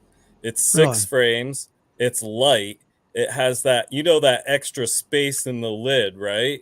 So there's extra volume in there if it's a pretty big swarm. It's got that entrance closer that you can open and close it and shut them up if you leave it for, until sundown and come back and close them up. It is an awesome swarm catching box. I mean, I like it. Like you say, you got all the different entrance, where you can close them up or whatever options. Yep. And then you got the top ventilation options. You got the 4 holes in the bottom and all. What I really wanted to do with that was make that a queen rearing hive, because that would, if they got down at 40 below 40 degrees at night in the spring, I think that would control that heat element, and my grafts would get through that cold night. They'd be more protected. I agree. More protective. And that's why I really bought it. It was for that. And I was going to utilize it last year, but it didn't work out. So how have you used it? I was more or less more of a test. I put a hive in it and I ran it through the winter, and I had one guy up here in Pennsylvania that's got a lot of them. All his hives are licensed and they're 10 frame. And I said, what about ventilation? And there's always been a discussion about top ventilation and stuff like that. And he said, leave one of the 4 circles in the bottom open for the bottom ventilation. I think that's around 3 inches in diameter. Yep. And he says, close the rest of them up and close the top ones up. And that guy from up there, Tardif, who's going to be at High Tardif. Yeah, he's up from the Yukon, and he talks about no top ventilation. Now, there was a couple guys here. They don't use the propolis trap, which is the inner cover for that thing. And I did. They gave it to you for that's what it was for. Just for it didn't have the bird comb to go up into that roof line, and it worked great. The bees actually propolized it like they would normally do. And it kept, and I'm looking at that, which was like a patch in the center, right over top of the middle of the frames. Yes. And I'm like, okay, that's, to me, the bees are regulating their heat that way. Yep. And then I was looking at the moisture, how, because it's curved on the edges in the roof line, so that it kind of directs the water down the sides. And the bees in Tardif's thing up there at the Yukon, he talks about that in his studies, where they're drinking the water. It's a water drinking source for them inside the hive, off the walls. Absolutely. Yeah. So they're not going outside. So they're using their own respirations in order to create water for themselves in the hive That's right. in the winter. And it worked out fine. The bees survived, and then they don't eat as much because, and this is something that I thought differently years ago, that if you insulated a hive, then the hive would be more active inside, which in turn would eat more food.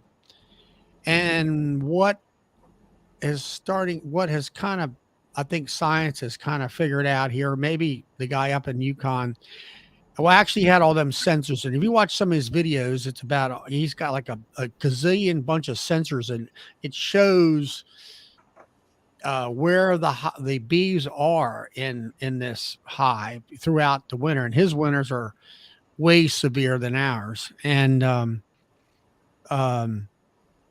he proved that that the bees don't, if they have to work very hard to keep the cluster warm, they eat more. If they don't have to keep the cluster as warm because the outside temperature or the insulation of the box, then they don't eat they're not moving around like I thought they were doing. They're still clustered, they're still kind of dormant, but they don't have to heat. Right, Charlie. They don't need to consume the food to generate the heat. Consume the food to heat the cluster. I'm like, okay. And all. Okay. Well, here's a question for you, because I can't remember if that guy had CO2 sensors inside of his hive. I don't know. I'm not sure about now what he did have. When he didn't, you had to listen to very carefully, is that he had open screen bottom boards. All right. Now you have to listen to what he says. He had no top ventilation. His bottom boards were open, but they were sitting over basically I call it a trough. So there wasn't any air going up into the hive like that. There was a channel on like a pipe or like a U-shaped pipe going under the hives to where the air could only come in from the ends. And I think it was more like a dead air space than it was. Okay.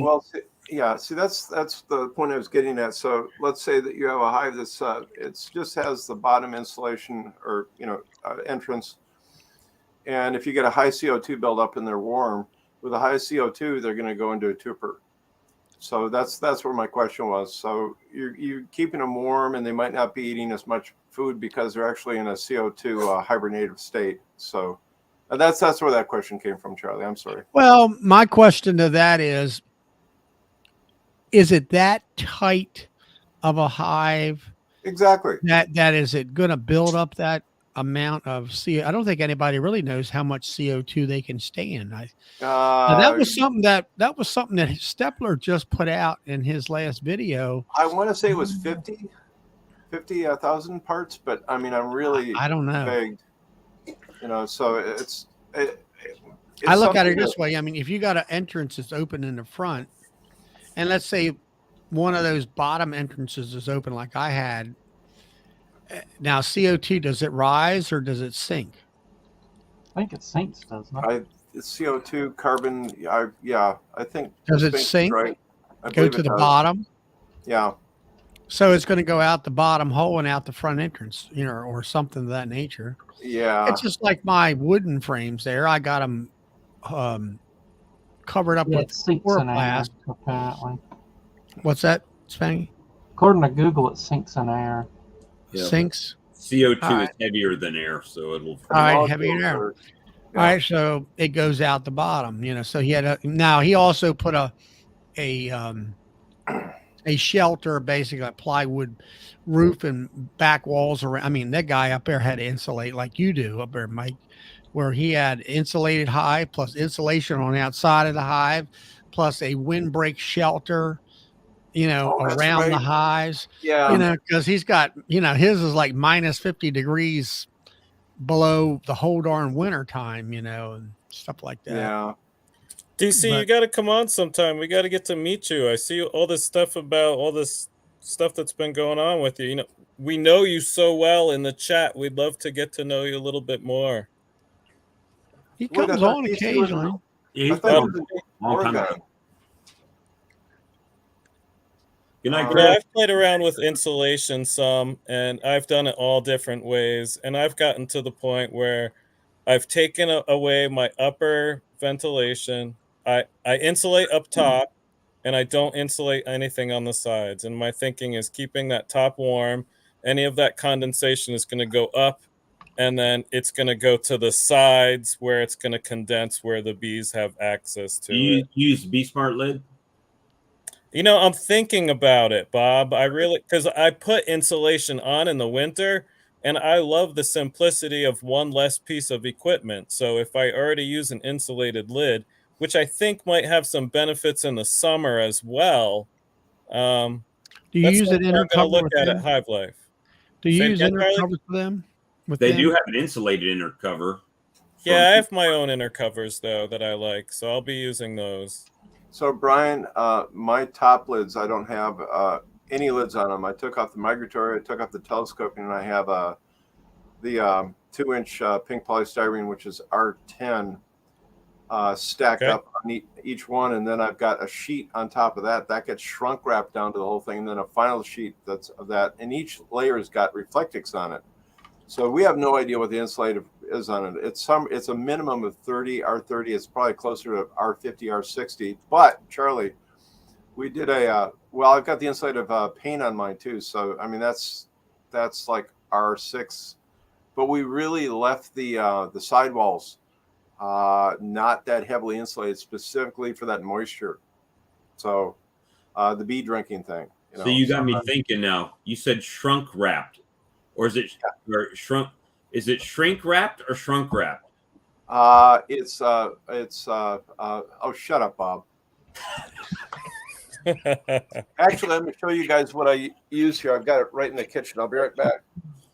It's basically commercial. And for me, the idea of insulated lids is helping the temperatures that the fluctuations are going to be up and down, that it's not as much. So there'll still be waves, but those highs and lows will be less. So the less work they have to do regulating the inside of their colony, the more time they have to be doing other work.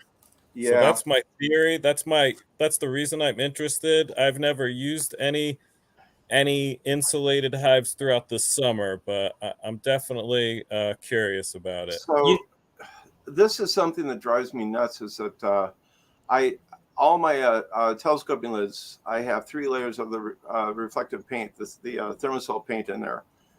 And my thought was, it would actually, this stuff would benefit you guys a lot more than me.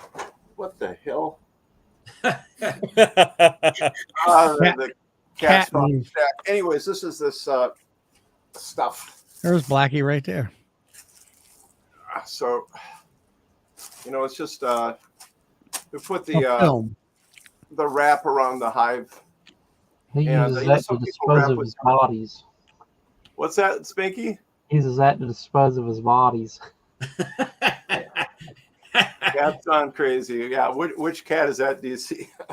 We've seen Blackie over there. He deflected from it. Oh, okay. This is kind of an interesting thing, with this weather that we're getting, and it's dipping down into the teens. And I noticed this week a lot of people in the southern states are saying, oh, they went out and bought insulation and everything for their. I didn't buy anything. How they went into winter is how they're going to come out of winter. And I didn't do any extra wrapping or tying down or anything, because I see people, we're going to get a few days of teens. And then you got people like up in Ohio, like Brian, right? Brian's got his colonies with snow all on them, and you guys snow on them. And some people wrap them and some people don't wrap them. So it's like, well, you gotta remember one thing with a snow winter like that. That's insulation. It's like I get a kick out of these people where I got to go out here and take the snow off the landing board. I did a video on that, Charlie. Leave the frickin' snow there. I've got 18 inches. Just make sure the entrance is open. Snow on the top of mine right now. Don't touch it. Yeah. The only time you do Well, I it, mean, No. Ian showed up there where it had a, where the heat came out and had a nice little cavity in there yeah, that it made a cavern where Like an igloo. it was like an igloo, and it had a little bit of moisture for them to drink and yeah. all Take a that. look at Mike. Yeah, take a look It's at like Michael Kors. the beach out I was on tonight. There's this one lady on there. I think she's supposed to have been keeping bees for 10 years, but I think she acts like she's only my first year beekeeper. Well, they're Okay. gonna smother to death. And I'm like, I just laughed. And I said, What? yeah, it's gonna be airtight, right? They can't breathe. I can't breathe. Let me out. I wonder. Yeah. I wonder if the snow would. Would the CO2 get through the snow, or would it? Because obviously the snow's not going to get underneath the hive. So No, if Spanky, honestly, the only time that you'd want to take snow off the hive is that if it's that really insanely wet, heavy stuff, because there's no insulation to that. And it's like having a block ice on the top. well, I know going out there and clearing off the entrance, but I'm wondering if if you've got like the hives that have the maybe you going by the plastic bottom that's one piece, and you didn't go out there the first day and clear the entrance. Oh, yeah. You know what I'm saying? I'm wondering if the snow would seal it enough that the CO2 would start to build up. Okay, get ready for this, because we had a couple hives that were literally frozen solid. And we actually had to use our hive tools to chip out the ice. And then once we did, water poured out. And we stuck our heads down in there. You couldn't hear a bee at all. We're like, okay, this thing's dead. And you don't want to wrap it, because that just disturbs the cluster. But after about 15, 20 minutes of the CO2 dispersing, all of a sudden they came alive. So now how long that thing had been frozen shut, I don't know. And that was a solid bottom board too. But yeah, Troy took a look at that. Yeah, but really, I mean, with this CO2, I guess in my mind, is it that I won't say critical. Do you think it really builds up to that critical state? Not often, no. It would have to at one point, but what that is, I sure the hell don't know. I don't know of any science guys out there that really measure. I think they would know because queen inseminators use CO2 on the queens. Yeah. So they would have to know the ratio to put the queen under. Right. So what is the top level of CO2 that can handle? And Ian actually talked about that last winter. Yeah. And he talked about it this past video. If you watch it, he's in there about trying to figure out how to treat mites in his bee barn. And he's talking about I guess they do. The science guys say that the bees can handle so much CO2, but the mites will die. And he said, I can make this building high levels of CO2, but then he was concerned about somebody walking in there and dying right quick. Oh, that would, a kid, one of his kids or something like that. And then he was thinking about making some kind of a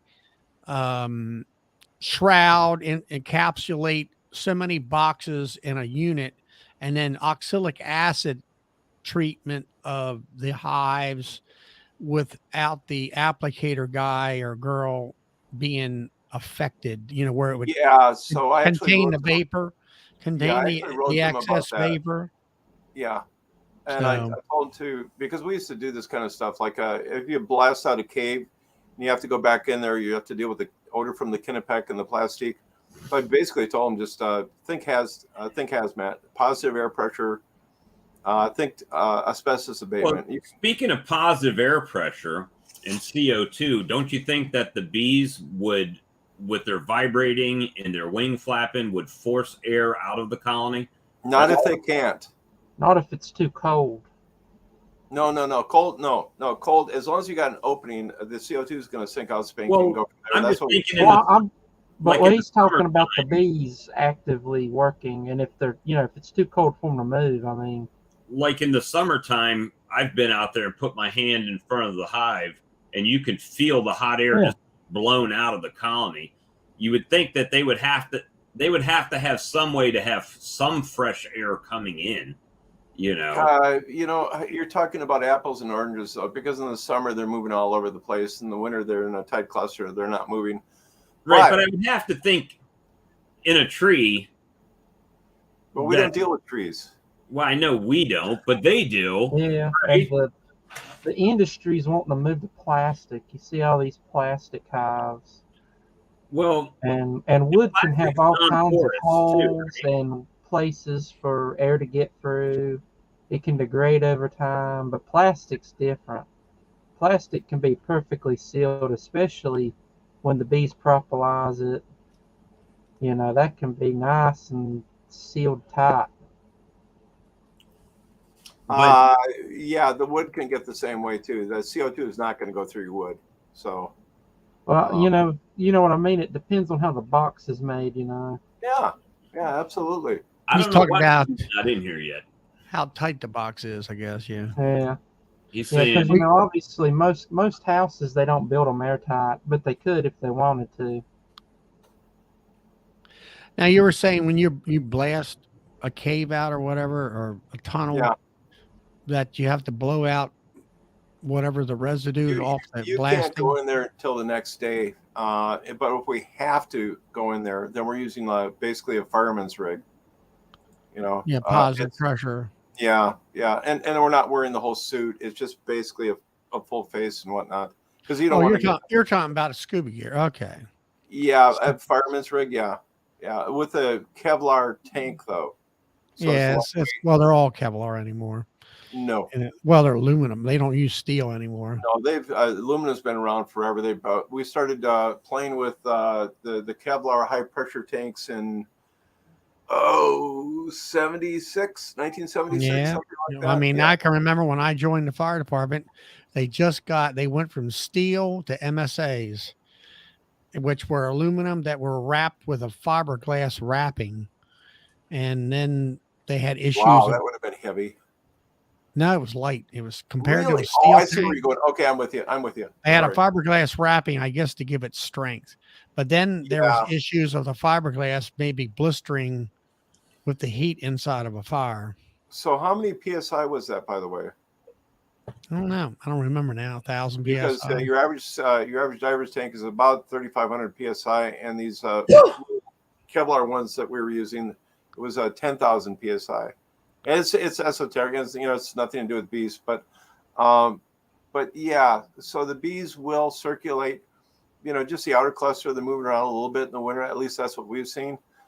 And less so, it depends upon the entrance, how close it is, tied up, and everything else. But if I could change the subject here real quick, Brian, you said you were going to hit with oxalic. Charlie, are you going to do that? I know what your temperature is going to be like on Wednesday and Thursday and Friday.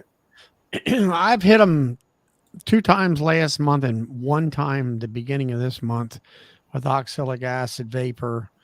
But it's just been ever since then. It's I don't think I'm going to be warm enough. I like a 48-degree day in order to hit them. They're loose, but they're not flying. And yeah, I don't see anything coming up that's going to be, that warm. And so, but then another thing was that I checked about 4 or 5 of my nukes. And I, checking those drop boards, to see what kind of mite drop I would have, and the last time I vaporized them, I checked about 4 or 5 of the nukes and I didn't see any mites on the board. I mean, there was some wax capping, some legs and stuff like that, but I didn't hardly see anything. So I think I got them pretty decently. So my bees need to make it a month. They make it another month and things start warming up here. Broom closet, that would make it be good to go. They'll start ramping up next month. So yeah. So Ian was looking at doing that CO2, and that was one of the things I did write to him about. 10% is 10,000. Okay, I think Ian was talking about 50,000 parts being poisonous. But anyways, I wrote to him and said, why in the world, don't do the CO2 because nobody's got that figured out yet, I don't know. I don't know. You know, Yeah. Well, this is it's just like, you know, what we're talking here tonight. We got, you know, I mean, I've had temperatures here in the 20s. Now it's 6 degrees right here, right now, which is probably the lowest I've seen in a It's long 19 time. right now here. And, you know, in the 20s, you know, it might stay for like a week like that, you know, 25 to 30, you know, and I've had, you know, the bees survived. And, it's like the Varroa and everything else all put together. You kind of do the best you can and spin the wheel, and that's all you can do. But 20 degrees, if you've got a big cluster in there and it goes for a week, I wouldn't worry about it. Right. The only thing that bugs me down here is that it gets warm, then cold, then warm, then cold. That's worse. Which brings me up to the other thing is if you're going to have that, then I would definitely have some type of moisture board on the top there, you know, something to absorb so you're not getting a drip into the cluster. But 3 months at least. Yeah, same here, DC. Yeah, 10% CO2, 100,000 parts per million. Thank you, Lee. So what level is lethal to the bees? Am I remembering it right? It was 50. Oh, that's right. Rodney's 12 degrees. Yeah, he's a little bit north of me, and it more of like foothills where I'm like flatter. Yeah, and I think Texas sent me a message here this morning. I think they were like at 8 degrees or something like that. It's 8 here. I'll be right back. Oh, what's that, Spanky? It's 8 degrees here. It is. How long is that going to last for? I imagine it's going to I let have up on no Thursday. idea. Yeah. I don't know. 7 degrees, James. Yeah. I think I'm at 12 below right now, but it's going to be a lot warmer than it was last night. Our lake moderates the temperature so much. So I'm on the south side of the lake. It was 12 below on my back deck, and then 1 mile to the east at Vince's, away from the lake, it was 20 below. So, you know, just stuff that happens. I'm looking at the weather here, and it looks like to me that I'm going to be Saturday and Sunday, like 20, 29 degrees. And then you get close to, it's going to be like 43 or like 58 degrees on Friday. And then the 50s on Saturday and 60s on Sunday, which is really weird for this time of year. But so, yeah, okay. Soaps and Suds says, I am cold. Yeah, well, you know something? The good news is for the majority of the country, by Wednesday or Thursday, things are going to pop back. Yeah. So New Year's is going to be, it looks like New Year's is going to be pretty much warm for just about everybody. Yeah. So, I don't know. It just, now a friend of mine, she lives in Minnesota. She lives in Alberta Lee. Yeah. Oh, yeah. Is that south of you? Alberta Lee. I believe I'd have to look. It seems to me that's. Anyway, she texted me today and said Route 29, the Interstate 29 is closed. Oh, yeah. You know, I mean, yeah. And then she showed me some serious amounts of snow out there. You guys have. Yeah. So Russell Koopman is 60 miles to our west here, and it was just. They literally pulled the snowplows out. The snowplows couldn't handle it, so it's just like, okay, you know, we're out of here. Well, I mean, I've seen some stuff on the television, and when you got snow blindness or whatever you want to call it, whiteout conditions. Yeah. Sorry. Albert Lee is southwest of the Twin Cities, and they're at the edge of the end of the prairie. So you know that prairie goes up into Canada where Ian is, and so that's where Russell is too. And yeah, the wind rustles down, it just goes crazy. So let's say you get a foot of snow, you can be looking at 5 to 10 foot drifts, you know, on 40 mile an hour wind, and that, you know, just crazy. Yeah, but Eugene Albert Lee, what does that mean, Eugene? Anyways. So my thought here is that because I've got my my hives pretty well insulated, and if I do get in the upper 30s, and if I see the bees at the entrance, because they'll go down there and just mess around. They don't necessarily go out. If I see them down there, yeah, I'm going to hit them one more time with oxalic, and that's unfortunately going to be the really strong hives that are doing that. But Yeah. that's what I'm going to do. I'm not going to. Well, the last time I hit them, it was actually 45 degrees, which I really like the 48. Yeah, a little more activity, but Yeah. the sun was hitting them, and they were. There was, like you say, the strong ones. You had like a little handful of bees, and the weaker ones you had 2 or 3 flying in and out and stuff like that. And so Watch for falling iguanas. Yeah, that's the thing in Florida, like South I Florida, forgot when about that. it gets down to a certain temperature, the iguanas, like, they kind of go into a torpor, right? They just fall Yeah. out. I wonder Yeah. if that happened to them And monitor lizards. So the last time I saw my bees moving around, it was 25 degrees. But again, it's just really, it's a 4 packs of hives strapped together and heavily insulated. So, they're going to move. But anyways, by the way, guys, how much for snow those you who- got up there now, Mike? what's that? How much snow you got up there now? A couple feet? Well, in the last 2 weeks, we've gotten only about 18 inches. I mean, I was watching your video. It looked like you got a lot. I mean, to me, Yeah, we had that really wet, heavy stuff hanging there, and then the powder on top of that. And that point. So it varies where you are. was that dry or was that a stone dry roadway or a blacktop roadway? Oh no, that's a dirt road. It's on the south side of the lake. Yeah, I was looking at it, I'm like, man, are you going to get stuck? Because I wouldn't look. it looked like it for a second, didn't it? Well, I mean, I'm looking at those road where you're going down, and I'm like, man, that looks like that sucker is full of snow. I wouldn't even go down there in my truck. Yeah, Then you're going down there. Then you're kind of going down that hill around that curve. I said, hope you don't slide into the lake. Oh, Charlie, you would not believe the number of people that have come back onto the peninsula from the bar on the other side that just go straight. Mm. And then they end up in 2-3 feet of snow on the lakeshore right there, and it's like, okay, we can just take bets there. It's pretty damn funny. Yeah, that's the worst corner in the entire area. Yeah. Now, what was another thing I seen is on next to the lake there was some racks or something. Was that for boats or something? Yeah, that's all those folks down there. They pull the boat lifts out and put them on the shoreline. Then. Oh, okay. We got to pull them out because otherwise you get an ice flow and it will crush anything, that's on the shoreline there. So everybody pulls that stuff out and so on. But how do they know to go, that it's okay to go out on that ice and fish without going through it? Or do you have we keep a pretty much open thing going here at the little local store, and anybody that comes in that reports the ice level or whatever.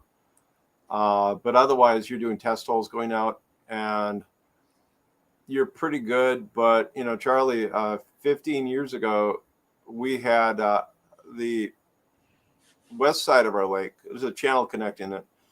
It remained open all year long, and we lost somebody at night, drunk as a skunk, taking a snowmobile across. They found him in the morning, hanging onto the edge. So it's honestly. If I'm going out someplace where I don't know what's going on, I've got a life jacket underneath my coat and a pair of ice tongs.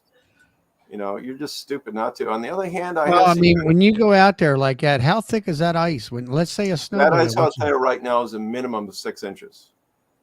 I would think that would be the absolute minimum if you're going to put a snowmobile out there. Ideally, yeah. In DC, that's right. You roll your windows down, you take your seatbelts off if you're driving across. So, not me. I ain't going out there. Yeah, but no, the ice will get thick enough that we'll actually pull semi-trailers out on the edge and put them on the shoreline. So it is a lot stronger. We typically have guys in the channel fishing for the northern pike, making their run at first ice, and they're out there literally drinking beer at 7 a.m, playing football on 2 inches of ice. And the whole thing is flexing. And I leave that, but it is what it is. So Anoka County is usually I swear to God, Anoka County is where the first people that die and fall through the ice. It is every single year. It's just crazy. And actually, Charlie, the worst part is not out on the lake. It's towards the end of winter when you have people driving in and out of the boat launches, and all their salt from the car drops there. So you can be like 20 feet out, and you have like almost 3 feet of ice, and it'll be like wet right there. So, hey, why doesn't the Hive Life conference have? I mean, I see the vendors, but I don't see the like sale items. Is there a specific place to go to see the sale items, or if what? you find that, would you put a link up there? I know they had it on Facebook, but I didn't see a. Oh, click here. There you go. No, and then you click that, and it takes you right back to the same. What? Okay, hold on. You know, there's a vendor page, Bob, and the vendor page, you can click onto a lot of their sites, but a lot of the vendors had like pre-sales that you could order that are now off of their sites because they took them off. Like you had to pre-order by the 15th or something to get the 20% off of whatever they were offering. Okay. Well, they still have deals like for the show, at the show, I think. Yes, I think so. But that was like the pre-order stuff was on a lot of sites that has now been taken down off of some of them. Or now some of them even say like, call us. So like Bearsville has $150 off of any Layens hive. If you use Hive Life 2023, you know, some of these hives like Layens hives, I would like to try one, but then it gets to a point that it's like my extractor won't extract the frames. So then it's, then it's a thing, unless I'm just using it for like cut comb honey, or something like that. The biggest thing I look about any of this stuff is I want to look at it first. Oh, yeah. Yeah, you're kind of like me. You like to put your hands on. That's why I prefer to go to a local store, and kind of see what you're getting, Yeah. Because I mean, there'll be a I detail. can't walk There'll be a detail that you don't particularly care for, or something like that. Yeah, I can't walk with Charlie around the show because he'll be spending all that money. He'll be like, "Hey, Bob, that's what you need right there," And then next thing it's like, ding. So how the heck do you share your screen? There's a thing at the bottom that says present, and then you follow the cues. It says present, and then below that it says share screen. Okay, because I was going to show you guys that Charlie was asking about this. I'm going to share my screen. And then I got to add it. You got to have whatever you're trying to share. I think you have to have open. I do have open the entire screen window. There we go. Okay, I'm going to bring this up, and you guys can take a look at the. There you go. That's the snow in the eyes. Oh yeah. Yeah. You got top insulation. That you can't tell from that picture, but that's about 18 inches of snow on the top of those 4-packs. Really? So, look at all the little footprints in the snow from animals. Actually, no. That's from big piles of snow coming off those giant white pine trees. Oh, and just landing in the. Yeah, but you see, I've got trails put out there, just for me and the cats to walk around. But that's it. It's just that. Yeah, it's just really, really kind of crazy. So, anyways, thought you might get a kick out of that, guys. I just saw what temperature. That's a slip. What time it is. And Brian and I are falling asleep, and I'm going to wish everyone here a blessed Hanukkah. It's only like 9 o'clock where Brian is. And a happy New Year. I'm here. Huh? Mike's cashing out. That's okay. Maybe Brian might have got into that Colorado Golden he's got over there. Yeah. Yeah. Yeah, that's it. That's it. He's got the. Well, Mike, have a good night. Going on. God bless, guys. All right, Mike. Take care, man. Buddy. Merry Christmas. Bye-bye. So. What was that link that Lee put up? Oh, that was. I don't know. Oh, Layens extractor. No, that ain't happening. No, Hey, reach out to them. Maybe they'll send it to you for free. See, why would you buy an extractor just for that? It's not worth it. You're crushing strain that. You see, Right. Bob's going to enter the extractor market with his new extractor, the Bob No, extractor. the Bob It does extract. both. It does both Langstroth and Landshive. You switch out the basket. See, what you need to do, Spanky, is you need to 3D print a plastic basket that fits into a regular like a deep size frame that people can load full of cappings and just put it in their regular extractor to spin them out. You would sell a bajillion of them. They have a bag that does that. Yeah, I've they've never already got a used bag it. that does that. Does it? Yep. Has anyone used it? Nah. No. I got that. I got the Hive Butler uncapping tank. Uh-huh. And what I do is I let the cappings go in the top, and then if I'm not extracting everything at one time, then I'll kind of let it, set it on the back porch area because it's hot, and let it, drain. And then I'll Yep. go in there with my hands and kind of like fluff that cappings up and bring the top will be kind of dry and the bottoms will be wet, but kind of loosen them up, let that stuff drain. And after so many days, I'll take a 5-gallon bucket and I'll take the dry stuff off the top and put it in the bucket, then take it out to my Solar wax. Melter? solar wax melter and melt it that way. That's what And I've then been I take that stuff and then hold it until it's winter, I guess. And I got one of them pots that you bought from Man Lake that's got the spigot on the side for heat. And then I just throw all that in there. And then I take a kitchen steel strainer and then put some either cheesecloth or a coffee filter or something like that. And then let that stuff drain out. And I finally, that's one thing you don't see for sale is a 1 or 2 pound silicone form for beeswax. I am not spending $35 for one to fill. I mean, I can fill one of them up in a minute. So I went over here to the local grocery store, and they had those bread pans that were like 4 inches by 6 inches long or 8 inches long, and they're Teflon coated, and they work great. There was like $7 a piece. I bought 5 of them, and I figured out I poured it in, and then I weighed, and I was within a couple ounces of over 1 pound. And I'm like, okay, and I figured it out. It's 1 inch below the top. Marked it with a pencil and poured them up, and they worked out wonderfully. So I've sold some wax this year. So I think Hidden Hollow Honey is going to have those Be Smart design covers for 8 or 10 frame for $24.40. Yeah, I'm thinking about getting a couple of those. In the bottom Spanky, border, you going to Hive Life? Nah, no, I can't Okay. afford it. I'm Okay. paying medical bills. Yeah. Yeah, you got a broken nobody hand can or afford it. I can't afford it, but I'm going. So anyway, but you been selling any honey, Bob?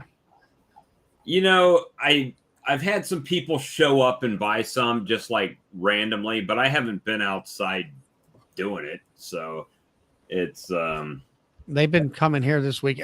Actually, I found out through a couple of them they were new customers. And there's a guy right up the road from me, and I've sold him nukes and stuff. And he was selling honey, and he was getting honey from the honey processing plant in Lancaster, Pennsylvania, and that and selling vegetables. But he's having a truck deliver all that stuff in, and it's supposed to be quote local.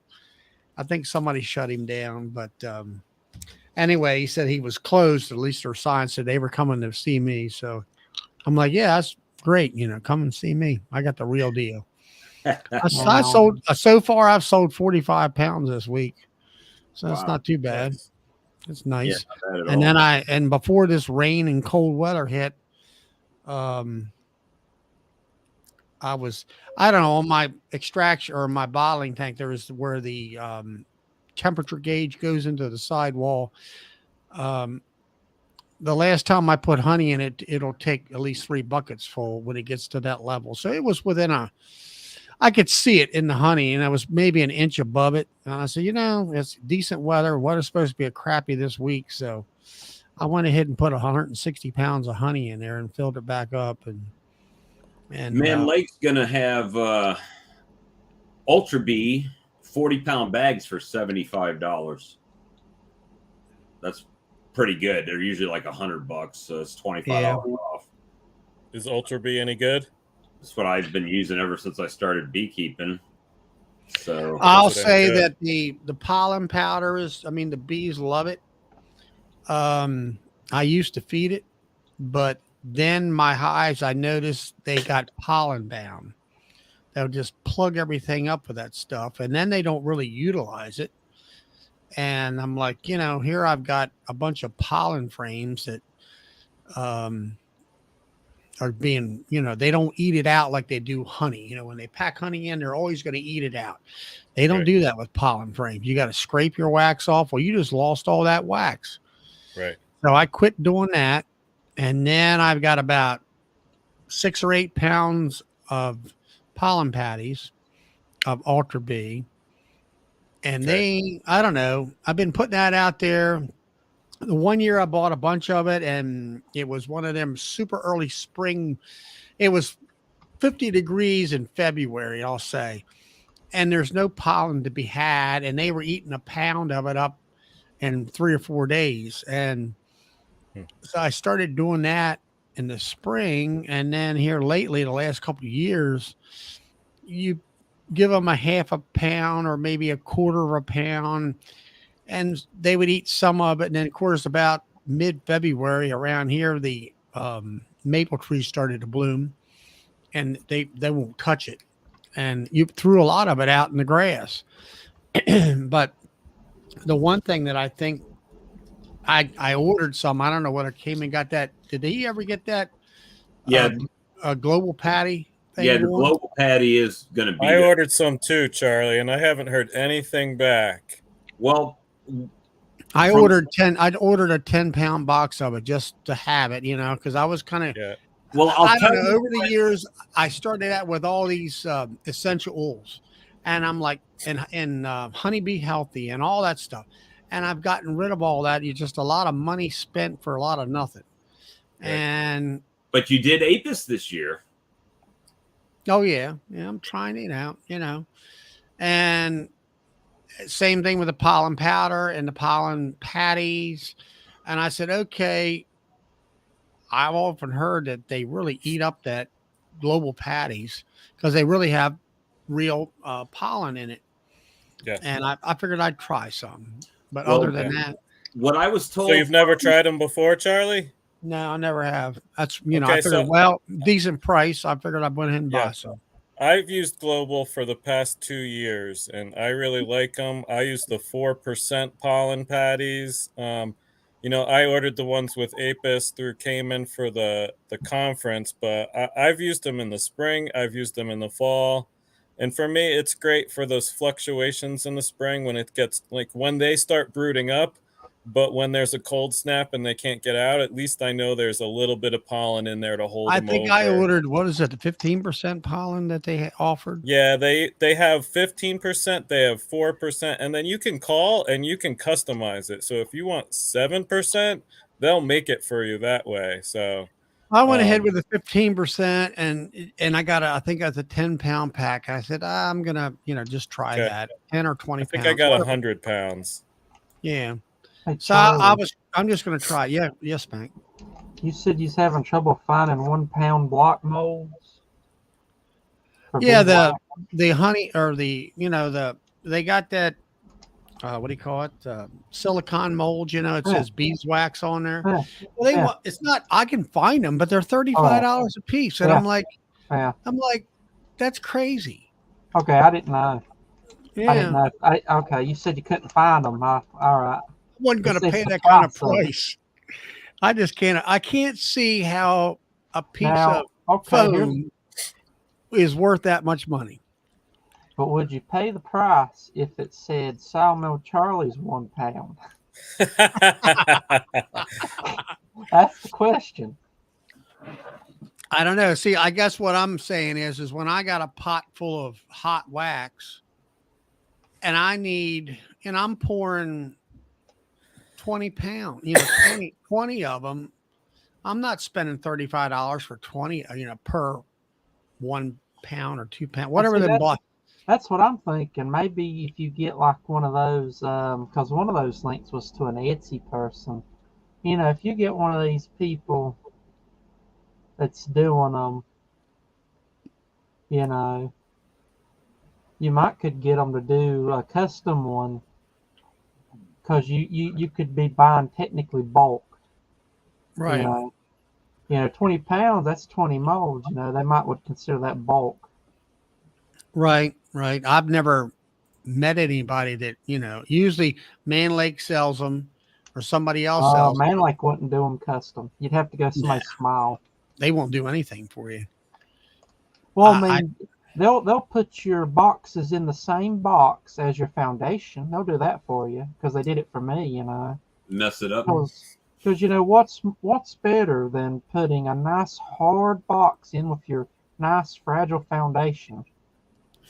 Yeah. I don't know. I go up to my friend that I help with bees, he's a Man Lake dealer, and I'll go up. I've been up there a couple times up to Pennsylvania where they have their warehouse. And I'll tell you, they used to have a nice in warehouse store there. And as soon as they got into that chicken stuff, that's all they got up there is a bunch of darn chicken stuff instead of having, all kinds of extractors and all that kind of stuff. And like, man, it's like, it's not impressive, I'll tell you. But so back to the patties, Apis Biologics, they did tell me that it was a go because they sent all of the Apis Biologics to Global Patty to make the patties. So it is happening. I don't know why they haven't charged anybody or whatever. I don't know. With that. And Bob, that's just a test idea with Global and Apis. This is just like a one-time shot kind of thing. It was just the Cayman Reynolds had Special. the Global Patty guys, right? Knew them and got them in touch with Apis. So it's just for the show. That's not an ongoing thing at this point. Now they did say that. So let's say I'm an Apis distributor, right? So I can order those patties, but I would have to basically order the Apis from Apis Biologics. Apis Biologics would ship it to Global, and then Global would. So I'd have to pay for the Apis and pay for the patties. If that's the case, that doesn't make much sense to me. No, because I'm paying twice, right? So why well, would that's pay Global Patty say, "Hey, send them," and then I'll get it done that way. That's like Wednesday night, I was like, put that there. Oh, now look who's late. Look. Hey, Lee. There he is. That's the introverted in him. He waited for everybody to dip out, and then he came. How y'all doing? That Walmart trip scarred him. What? That Walmart trip scarred him. Yeah. Oh, yeah. Yeah, it messed me up bad. I even forgot to mute the other window. Well, Motherload, this might be a good thing, guys. Motherload, if you use plastic queen excluders, they got $50 for a pack of 10. That's $5 an excluder. That's pretty good. And Propolis traps, they have $70 for a pack of 10. They have 20% off their feeders too. If you like their feeders, that's what I use too. Yeah, that would be for me. That would be something that would be good to order a bunch of. Oh, wait! They also have plastic frames. I didn't know. What kind of a feeder is Motherload of? Where are they out of? Frame feeder. It's a frame feeder. They're out of California. They're made in the USA. They're pretty good frame feeder. I bought about 20 of them, I think last year or year before. And I mean, they work, but I didn't like having to take 2 frames out of my hive to put those in. I went to the bucket feeders now. I use a 1 See, for gallon. me, that's part of my system. I have back problems, so I run usually 2 deeps of 8 frames, and in my top box, I'll have a frame feeder. So that's that way of lightening that box already. So it's already down to like 7 frames of weight, and I can pull frames out of it before I pick it up. Yeah, I got the So back my frame problems feeders too. stay in there all the time. They never come out. See, I don't even run the deeps for my supers because my back, I have a bad one. So I run all Yeah. medium supers. That's a And then good. I have 10 frame equipment still left over, so I'll run them as singles. And then I'll build them up to 2 boxes in the spring, but then I'll cut them back and I'll use that for like frames for splits. And Yeah. then they'll have honey in a single. So whose frame is that? Acorn? That's Mother Load. That's Mother frame. Load, yeah. I didn't even Yep. know they had a frame, so that's why I'm sitting back like, oh, okay. So look, it says available only at Hive Life 2023, Bob, right up top. So I might need to buy a few hundred of them. Is that what you're saying? I didn't say I'd that. advise you when we Charlie go buy said that. I'd advise you on that. Well, Is that's one of- that's what I paid for the acorn last year, about that price. I'd have to look mine up. And Now, I like the plastic frames as far as they don't draw no out and everything, as long as they're waxed good and they're lighter weight than the wood. But I just don't like, I have the bad problem. They keep on wanting to draw wax on top of the frame, on like Yeah, the top part of it. they're very indiscriminate when they put the wax on the frames. They just spray it Yeah, everywhere, just right? spray over. But you know what I do with that? I just scrape it and put it in a bucket to dump in my solar wax melter, and then I'm good to go on that. Are you talking about on top of the top bar? Yeah. Yeah. Well, the one thing I do like, if they draw out just as much as they do on a wooden frame, but a wooden frame, you try to scrape it off and your hive tool kind of digs in where there's black or the plastic. It's slicker, as I think it is anyway. Yeah, I just don't have the problem with them drawing out on my wooden frames like that, though. Oh, okay. So wherever, say I got my deep brood box on the bottom, when I put a medium on top, they want to draw wax in between and almost connect the top box to the bottom. Well, Let's see. Saracell is supposed to be there. Okay. So if Saracell is there, they're supposed to have, well, first of all, they've got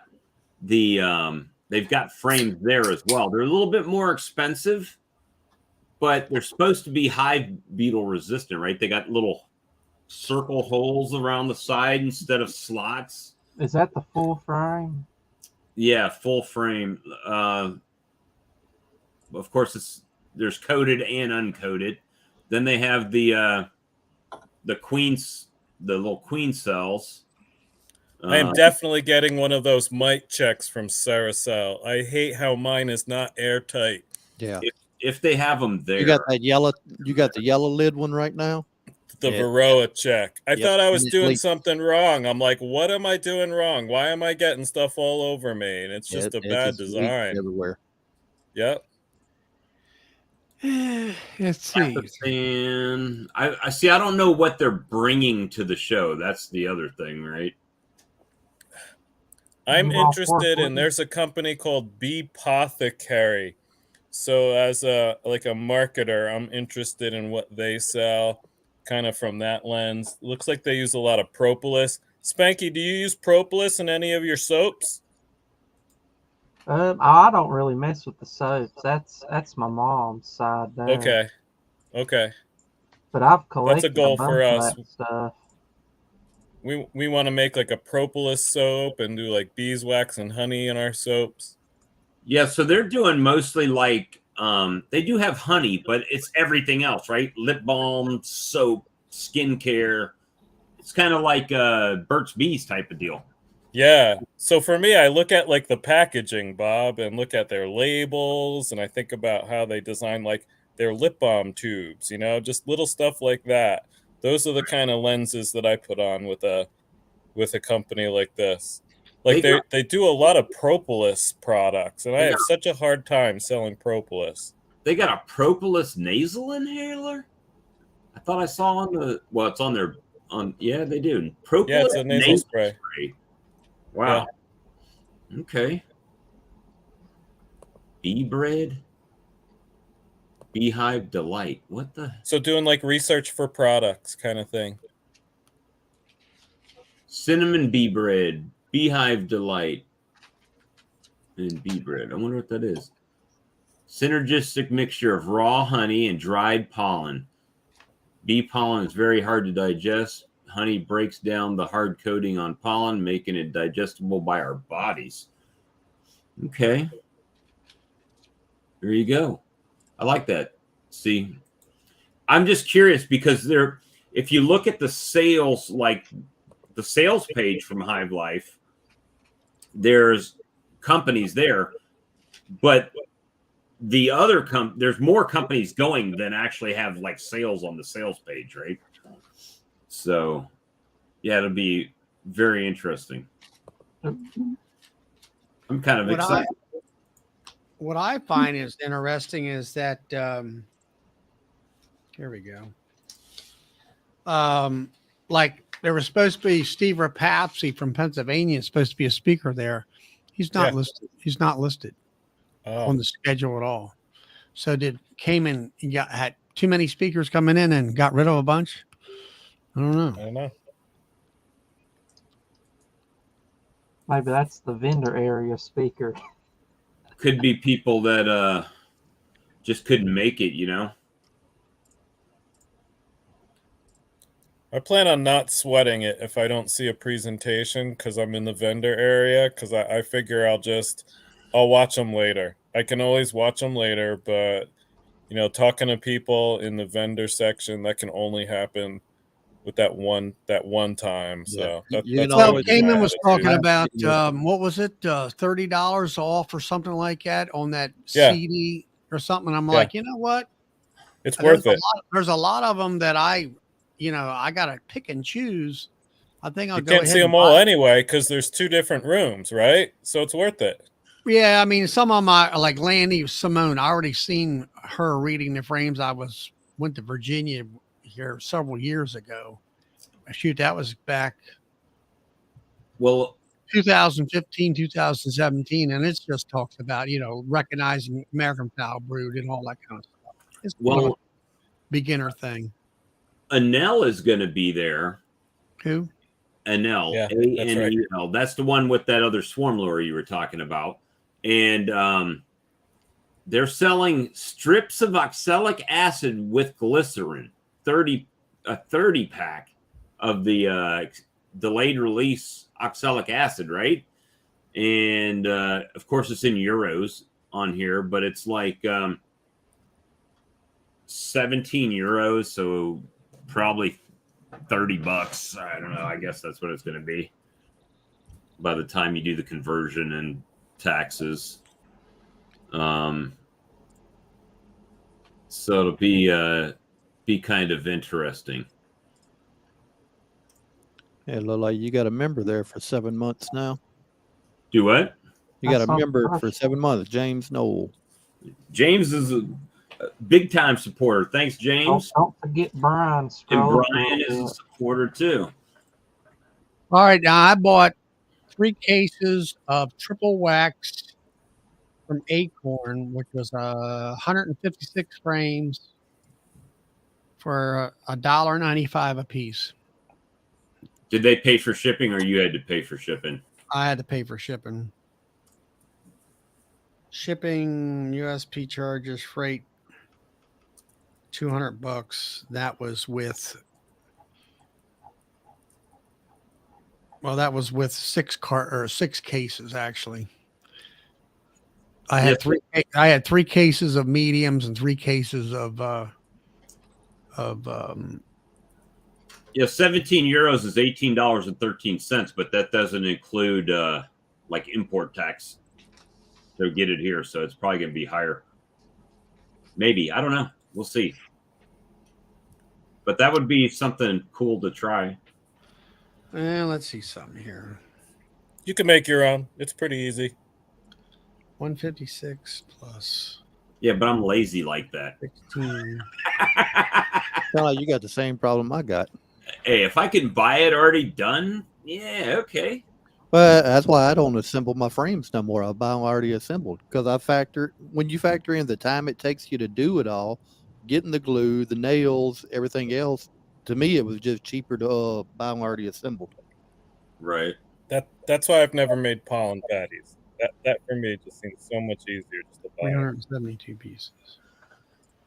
Yeah, I mean, I was of the same that I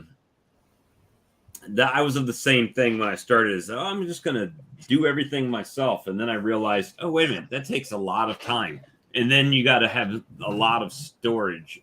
It takes a lot of patience too, and I don't have that. Yeah, I don't. I mean, doing one or two colonies, like when I first started building them, it was like, oh, this is pretty fun. But then it's like, oh, I need 20 of those boxes. Yeah, then I got to make multiple trips to the store to get the stuff and bring it back, and then I got to, if I can't get them all done in a day, then the wood's sitting outside in the environment, and it's like, just seems Yeah, like if you got one or two colonies, yeah, it wouldn't be bad to be able to put stuff together. But when you get in 10, 20, 30, 200 colonies, and you're going to sit there and build every single frame by hand, that's a lot of work. It's like putting stickers on spray bottles, right, Bob? Oh my God, you only did. I know that one. All right, I figured out it's $2.49 is best I can figure per frame. It's about 50 cents a frame. Well, there's going to be a company called Apis Engineering at the show. And they sell all the artificial insemination tools, and they have training available. Yeah, and the CO2. Let's see what their price list is. Probably way out of my league. Yeah. So the combo package, which has the queen station, the microscope, and the case, is $4,400. And that sounds about right. Grafting station $279. Insemination tips. CO2 cylinder twin pack, 74 grams each, is $30. And they're out of Indiana, Wheatville, Indiana. If you get the attachments and everything, you can take the CO2 cartridge from a paintball gun and have that filled and use them. Man Lake, $53 for 20 deep frames. Oh, at the that's the wooden frames. That's well, I mean, 53 for 20, that's not bad. That's only a couple bucks a piece. I mean, if you're less than 2.5. If you're having to put them together and everything, I mean, some people just, like my mentor, just enjoy. I mean, he's got unlimited time. He can sit there and put together a few hundred frames, and he doesn't mind to do that. Lee, you shopping for anything at Hive Life? I was telling Bob that the other day. I was on my way home from work, and I had something in my mind that I was thinking it's supposed to be at Hive Life, and I wanted to get it. By the time I got home, I don't forgot what it was, and that's been a few days ago. I still don't remember what it was. So I said I'm just going to end up walking around and probably buying one of everything. It was a honey stick machine, Lee. Yeah, that's what Bob told my niece the other day. He's trying to get me in trouble. Did they have them there last year? Nah, not that I know of. No. Okay. I didn't see anything like that. They had a lot of woodenware. Hilco was there with a lot of different types of machinery. And that was about it. I mean, you had a booth there with Rain and McCaffrey, it was more or less merch, Yeah. T-shirts and hats. Mm-hmm. And Man Lake was there with multiple tables. And then you had Robbie selling vaporizers. You had ProVap selling their stuff. And then you had 3, 4, maybe 4 woodenware at different levels as far as how much product was there. Some of it was a small family, were people that were selling. I bought some what do you Oh, call now we're it? Fume, talking fume, about tractors. huh? Who is the Yeah, vendor in there the it is. far corner with the extractors, Charlie? That was Hilco. Hilco was in the far corner, close to the bathrooms, and then I'm not sure if it was Hilco, but they also had. Candles, lip balm. I think they had the license uncapping machines, where it was a power, automatic uncapping machine. Oh, was that shoot? Hold on. Cowan? No, it wasn't Callan. No, yeah, you're right, Brian. It was, yeah, Hilco was right next to Rob, and in the corner there they had extractors, they had automatic uncappers, and I'm going to say they were licensed. And Better be carries license. no, they didn't have diddly squat. They probably won't have it this year either. They're going to be I there. mean, they had the guy who did the speaking, which was their science guy. They had a table there with a little bit of literature, and he had a BVAC sitting there and something else, and everybody just kind of walked by and said they didn't even give me any attention, as far as he had no product to sell, because he wanted them to come down. Oh no, we can't. It's too far. It's so many excuses. And then he needed a speaker because Ian didn't show up, so he had the science guy from up there, and that's the only reason they were there. And they didn't backed out, and I don't know, just, there was a lot of the big boys that backed out. And then there was a lot of, what I liked was that there was a lot of, like, Miller Bee Supply was there. I think they're out of the Carolinas that do a lot of boxes. I mean, Miller B is in North Carolina. Yeah, they're pretty good sized box machine company. And they were there selling a lot of product. There was a lot of mid-range product people there, which was nice. You had like those double screen bottom boards I was telling you, had 3 different varieties of those. You had 3 different versions, and it gives you a choice of what you were looking for, and stuff like that. And Rossman wasn't there, and I guess Rossman's supposed to show up this year. At least I talked to Candy, and she said they were. Rossman? Yeah, but I don't know if it's listed on the list there. Yeah, or not. they're listed on there.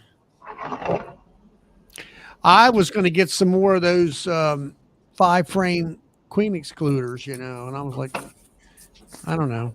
Maybe I need to go out to the shed and count how many I got. The last time I seen Rossman was down in Knoxville in 2019 when I went to the honey show there. That was a nice little local show and all. I learned how to graph here. Can't wait. It was, what I liked about it is they had individual classrooms. They were maybe 25 or 30 people in each classroom, and Kent was teaching how to graft, and that's where I learned how to graft. And we actually did live grafting right there. It might have not been the right size egg or larvae, but you got the technique down. That's one thing I don't like about Hive Life, is that they don't really have any intimate types of classes. Anything really hands-on? Yeah, it's just 2 big rooms, and they got a big speaker with speaker up there. They might have, like, it down there this last year on both sides of the stage, there was these huge blow up screens, so they had projecting the speaker to making, so everybody could kind of see. And it was, it was only his first year at a venue like that. He had a sound crew in there, and I think that they didn't realize how big this room was, and they had to we had gotten tables relatively close to the stage, and the people behind us was complaining about, well, there's echo, and then there wasn't enough speakers in the midway back to drive the sound back, which was corrected the next day. But it was, it's a learning process, for Cayman and everybody. Now he's got this whole place. There's 3 major rooms. I don't know how big they are. The one we were in was huge. I mean, being able to put the vendors and the speakers all in the same room and have plenty of room, So it's a nice event. I mean, and the location's decent. So Charlie, I like supporting some of those smaller businesses too. Are those companies you would buy woodenware from, like Miller or Dogwood or some of those smaller guys? Yeah, I would.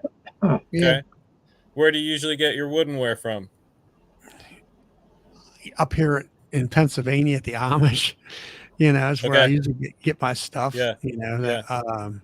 But right now, I mean, when it comes to woodenware, I've looked out like behind me there. I think there's one bottom board that I can see where it's resting on my frame, my B stand frame. It's starting to rot there because it's tilting, and I'm like, okay, I would like to have one of them. I was showing that to Brian at Castle Highs. He was talking about it in the comments. Yeah, and it's rotting out. So, but I mean, they talk about wax dip and all that stuff, and yeah, that's nice. But I've been at it for 14, 15 years, and I've had to replace 2 bottom boards, because of rot. And I've had one inner cover on one of my highs. I hit it on the ground to knock some bees, knock some junk off of it or something. And it kind of broke. So I glued it back together.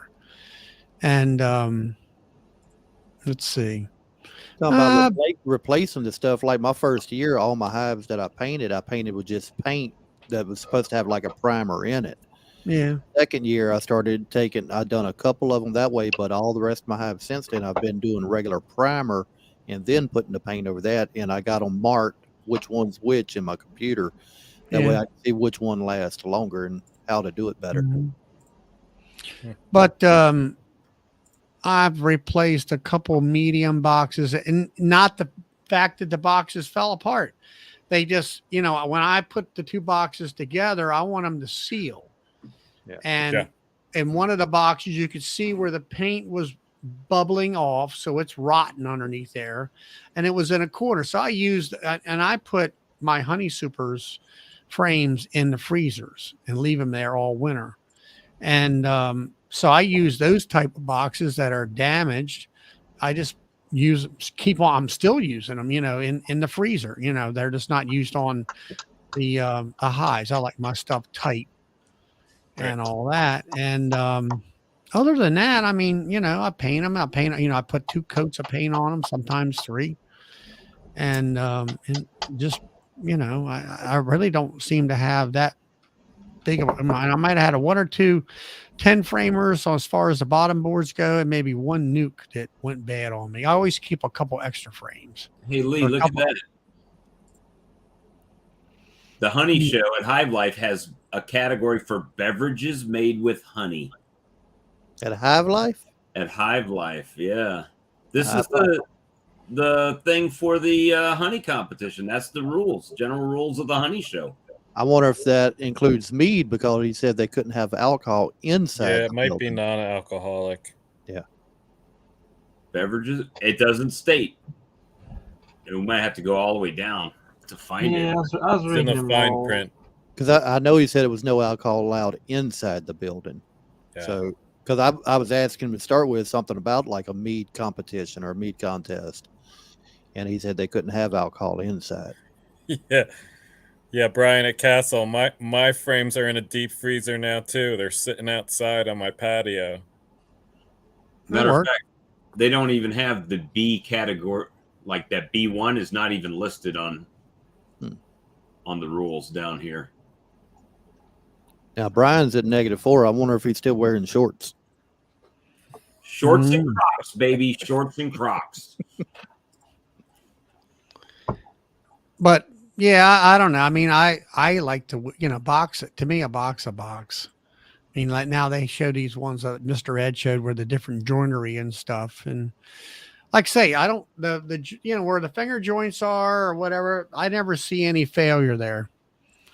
I see it where the two boxes come together and you're prying on it. Yeah. What I do, like whenever I prime my boxes, I prime just the corners first, all the way around. I let that dry. I come back and I put another coat on the corners, let that dry, and then I prime the whole box. That way, basically, my corners got at least 3 coats of primer on it minimum, but it's normally ended up with about 4 and then like 3 coats to finish. Yeah. I'd rather put a little bit extra money in my paint putting on there and not have to replace it in 10 years. It's like the wax thing. I mean, there's a couple, one club that I belong to in Pennsylvania. They actually have wax dip where, they boil that stuff into it, like Cayman showed.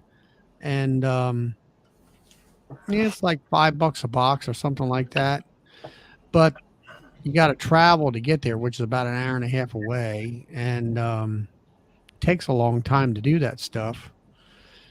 And then I like paint. I like the colors. You can't do any colors when they do wax. It's just natural. Right. And there's no distinction as far as drifting goes. So I just do, I got, I don't know, 10 boxes right now. I got to paint. So where's everyone staying at when they go up there? I'm staying at the Hampton Inn, about a quarter mile south of where the conference is, on the left. I'm at the Black Fox. We're at the La Quinta. I'm at my house. Yeah. Lee's at Wilderness at the Smokies, right? So you're right there. I'm staying at the one at the conference, just so I ain't got to get up and drive. But now, Charlie, you was talking about the different color boxes. That's how I do mine. That way, there's no drift. I mean, it's got a little distinction between each one. Yeah, and I mean they're coated good. Yeah, I like paint. I like the paint. I mean, as far as I like the color of the boxes. Sawmill Ross. The pretty boxes. So I didn't know where to stay when I went up there, and Randy said, "Well, we're staying over here." I said, "Well, I guess that's where I'm gonna stay then, because I'm actually in Pigeon Forge, which is 4 miles away or something like that." So I said it ain't very far. No, it's just one big highway down through there. Yep. Hey, I got a question. A few years ago they had a big fire through there. Yep. We went up there in 2019, I believe it was, for vacation, and you could still see like traces of the fire on the hillsides, but you could see where it had started growing back to.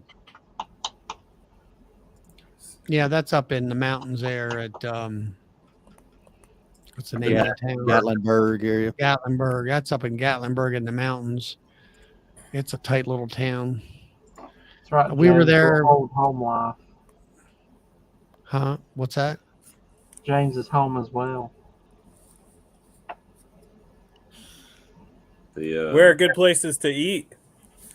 I went to a place last time I was up there, and I mean, if you like a good hearty breakfast, I mean they've got it. Now the problem is I can't remember the name of the doggone place, but they got a big giant wooden bear out front of the entrance. So when I see it, talking about, because we went there, and it was packed. They only serve like breakfast. That's it. I've heard of that place, but I don't know what it's called. And it was pretty good. It's kind of like, I'm trying to compare it. For me, it's like Myrtle Beach in the mountains. It's kind of, so if you've got like like Branson, Missouri or something like that, it's like that in the mountains, right? So it's just a tourist area. So there's all kinds of stuff in there. Matter of fact, every time I go there, I go to the Titanic Museum that they've got set up. That place is pretty cool. And every time you go There's, there, they like switch some stuff around if you're like history and stuff like that.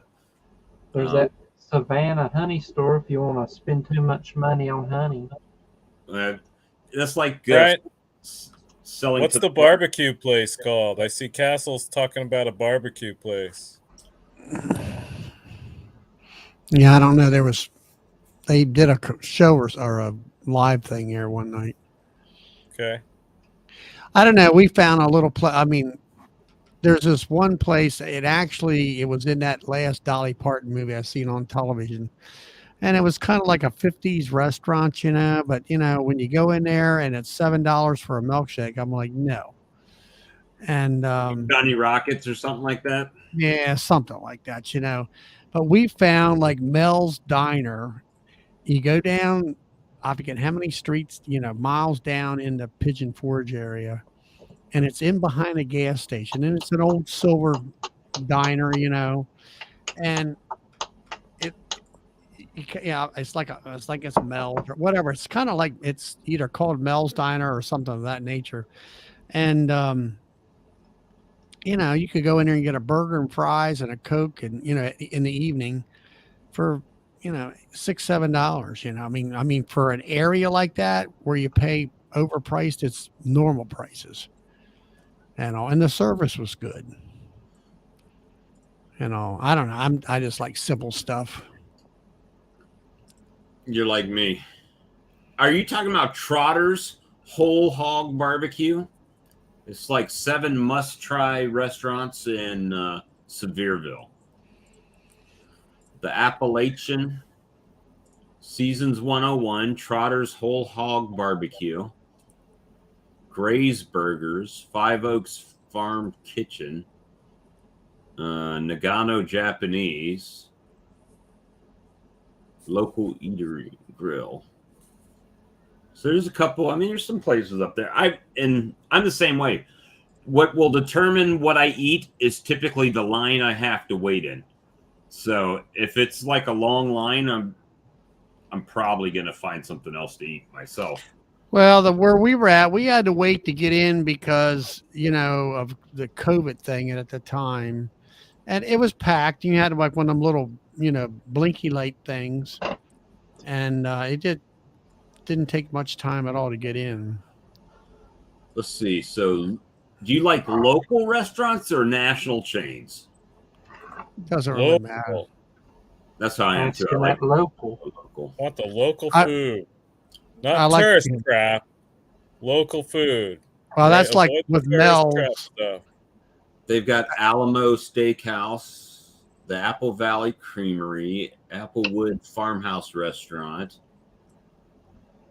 Bennett's Pit Barbecue, Big Daddy's Pizzeria.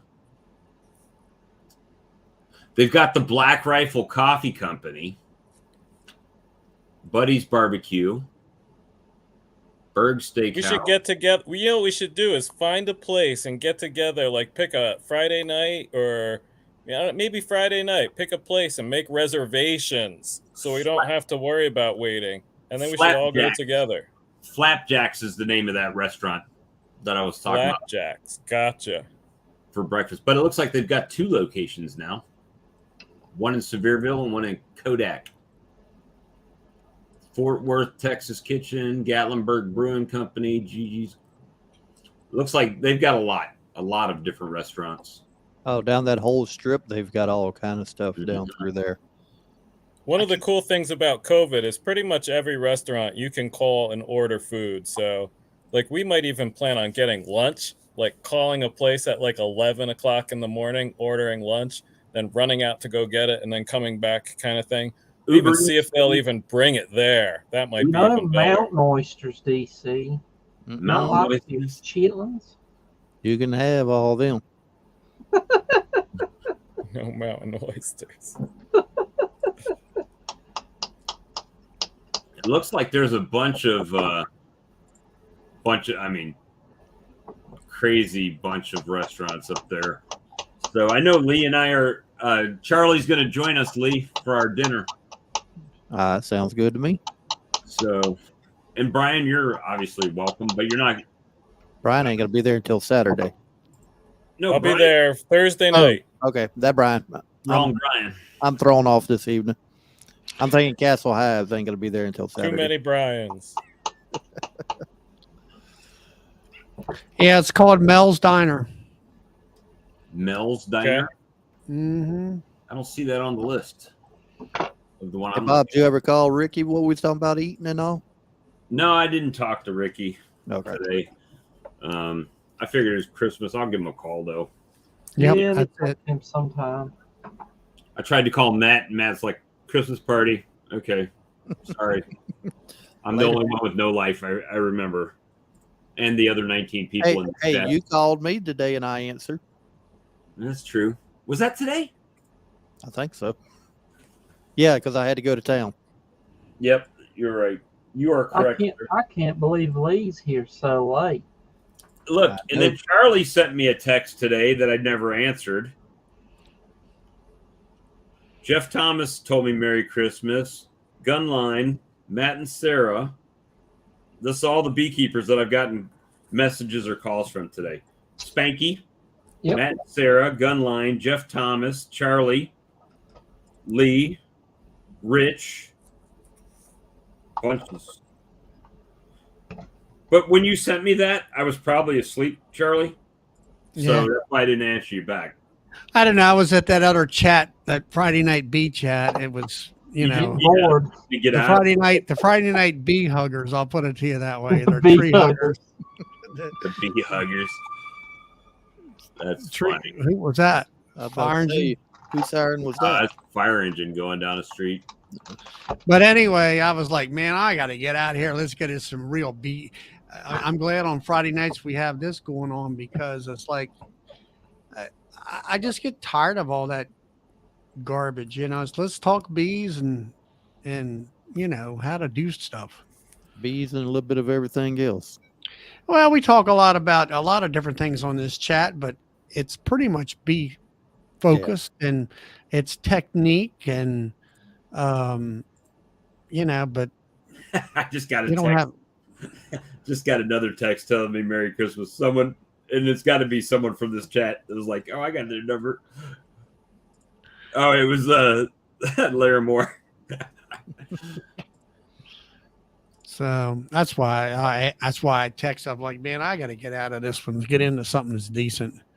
Because I kind of jumped in on them. I said, you know, can we get back to talking bees instead of all this other crap? You know. So you don't think you're going to be getting a hive lifter down there at the conference?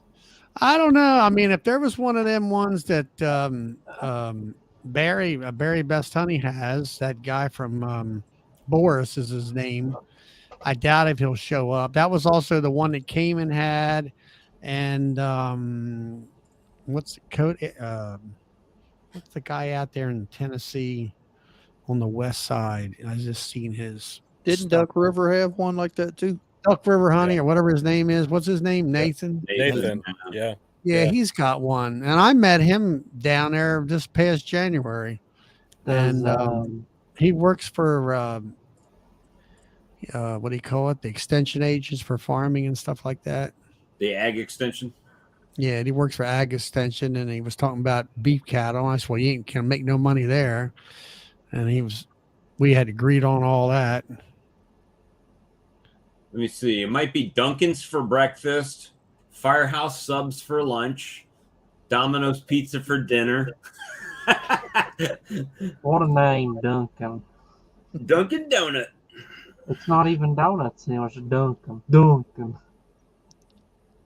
Talking about Boy, website give me some design. Duncan. And said there's nothing to talk about in beekeeping in the winter. I left and never went back. I've never been. This is the bee club that I go to. Yep. This is it. YouTube Bee Club. I had been to a bee club. I went to the Louisiana Beekeepers Conference this year, but that's the first one I've ever been to out of any conference. Well, you know, I was talking to some other folks about bee clubs, and it seems like to me that maybe it was, I forget what chat it was. Maybe it was the Tuesday night chat, but it seemed like to me that in your area that the bee clubs don't really do a whole lot for the bee members as far as education goes or something. I'm not sure. There's some folks out in Texas or somebody, I think was one of the guys talking about that, Edie. It wasn't much. Every club is different, and it really Yep. depends on who's running it. Yeah. And the members. Yeah.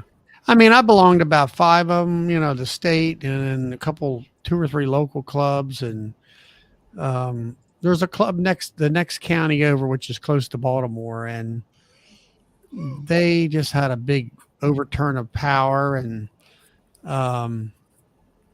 they're all about, I'll say, local state politics, about fighting about pesticides and all this other stuff. And I'm like, that's not what I'm here for.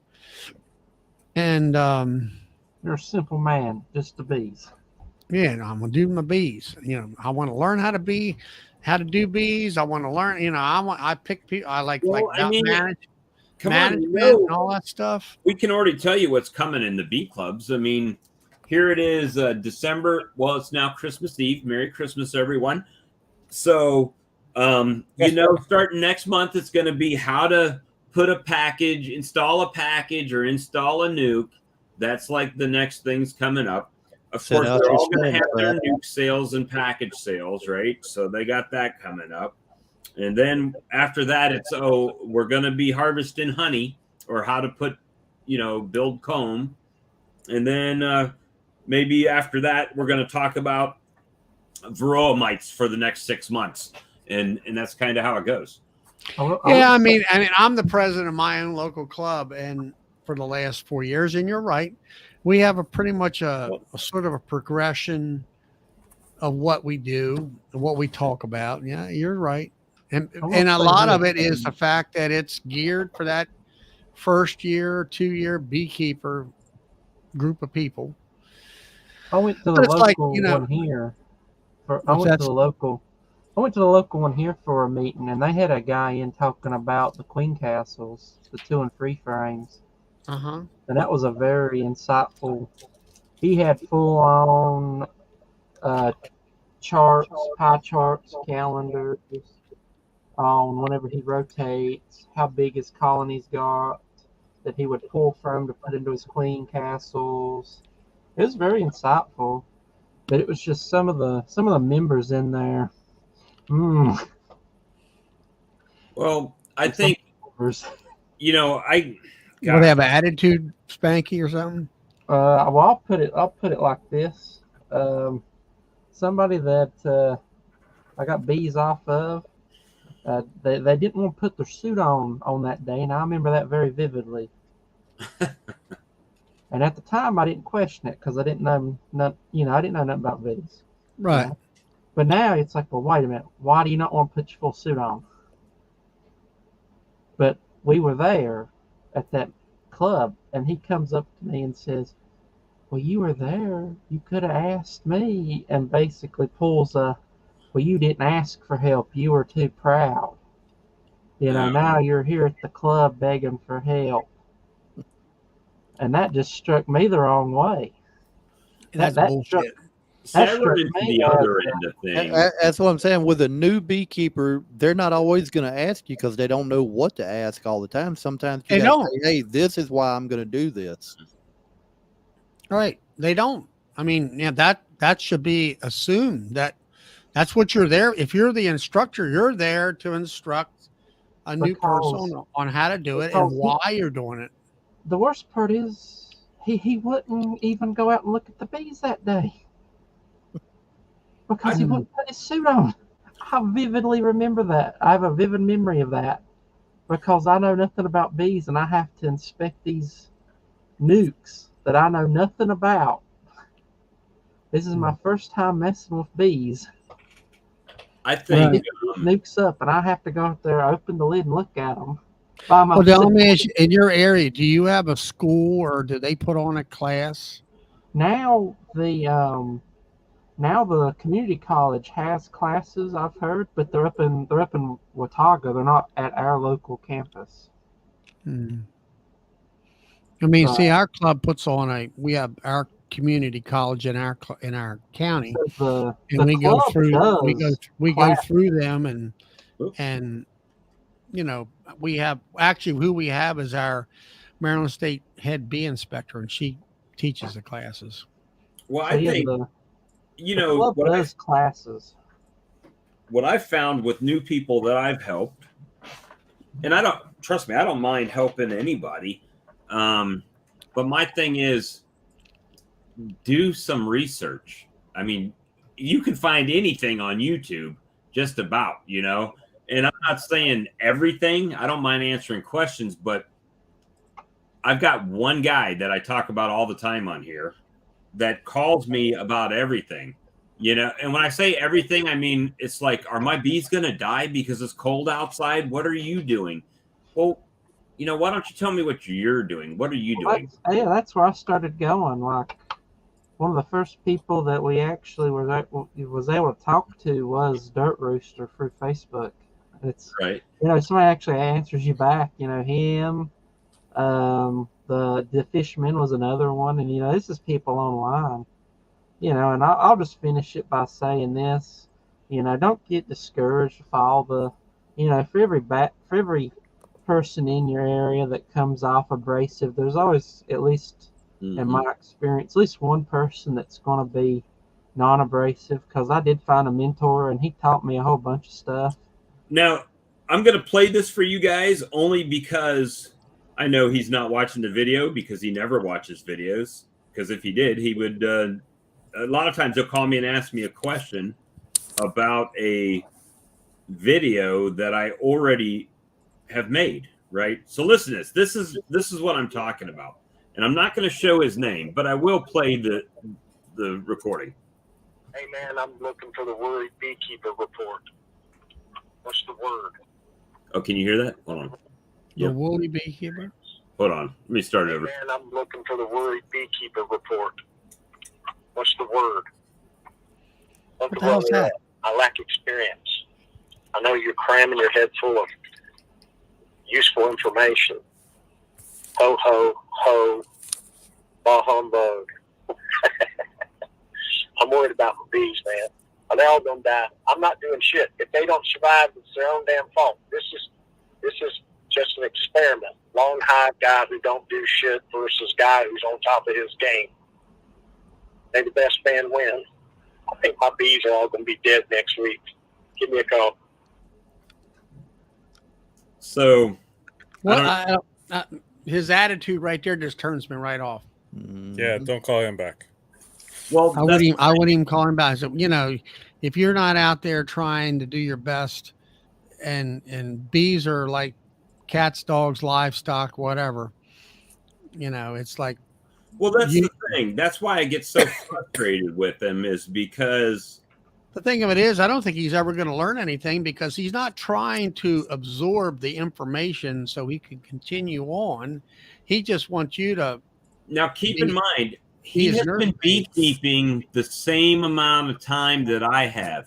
I got my bees in the spring, and I helped him catch a swarm that same year. So he has been beekeeping the same amount of time. The difference is I'm trying to hone the craft a little bit. I'm trying to expand my thing.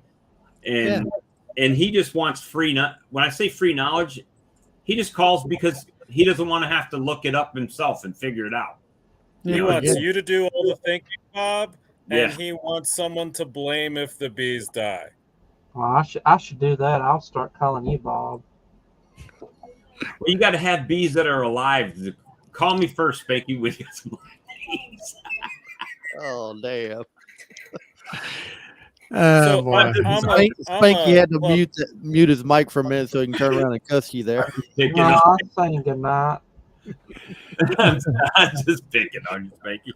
I told you I'd give you some bees if you come down here. I don't even care. That ain't nobody's fault but my own. I'm an officer of a club like Charlie is too. I'm a vice president of a club out here. I'm a teacher as well. I love teaching. I love teaching people of all ages about bees. But Bob, what you said is right. There are people who are going to take your information and ignore it and not even listen to it. And there are people that are going to take your information and really learn from it. And I've found that those are the people I'm going to put my energy into. The people who who really want to listen to what I might have to offer and really are going to think about it. Like that guy that you played, he doesn't want to do any thinking at all. He is Yeah. passive aggressive. Bob, do all the thinking. Tell me what to do, and if they die, it's your fault. Yeah. Right? You gotta That's put not a little someone I bit of would put effort in. energy into trying to help, because that's trying to change someone's entire frame of mind. Right? So I've learned to pick and choose because I've only got so much time. And there's a lot of people who are like, hey, will you help me out with this? Hey, will you help me out with this? And some I say, yeah, absolutely. And others I'm like, you know what? I just don't have time for it. And it's just about me having to choose, like, this is going to be really worth it to work with this person, whereas this person's not going to listen to me at all. It's I just had the a way it goes. guy came to me and he said he wanted to work for bees. Well, the first year he got COVID, and that was before the shots and everything, so he got it pretty damn bad. They had to call the ambo on him. So this year, oh yeah, I'm going to come down and I'm going to help you and all this bull. And every time he would call me, are you going to do bees? So I says, I do bees every Saturday at 1:00. And then also on the weekend, Sundays. And he basically didn't show up. Oh, I got to do this. And I would call him up or text him, hey, you coming? No, I got to have to do something with these kids or some family thing, or the wife said this and that. And I'm like, all right, forget it. And then when I hooked him up with some free bees, that was it. That's all, oh, I got my He was free gone. bees. I'm going. I'm like, well, what about this one, about that? I don't know. I just, like, the hell with you. Charlie, does your club have an apiary? Do you have a club apiary where you do like Yeah, we do. hands-on teaching? Yeah. I got one of he was a president for a while, and now I call him my cabinet member, my only cabinet maker, where he's the guy I call and say, hey, what do you think about this? And Yeah. he's also, I gave him a job as my email man, where I send everything to him to let him disperse it. And he'll put out, I think what you call that program. It's kind of like a questionnaire thing or something of that nature. Are you talking about the BIP survey?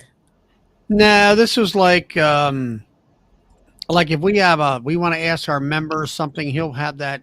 I forget what kind of a form it is off the internet that's free. And I know what you're talking about. Yeah. He'll make up something like that, and I don't have to do any of that.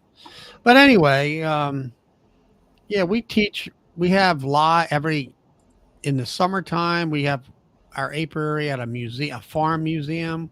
And we go there and we have a meeting. And when prior to that, we have getting into the hives. And then Harry is his name, throughout the summertime. And even here recently, before the weather got too bad, is all right, we're going to be checking hives for varroa mites, or we're going to be treating, let's say a couple different ways, like vaporizer versus dribble and that kind of stuff. And so 10 people might show up, 6, maybe 15, if he's having a Saturday afternoon thing or a Sunday afternoon thing. And then on our monthly meetings, we always have something in the hives and spend, I don't know, an hour or so. We might, in like one at a time, we always have one of the months, we always have the bee inspector, and she'll come and kind of give her spiel.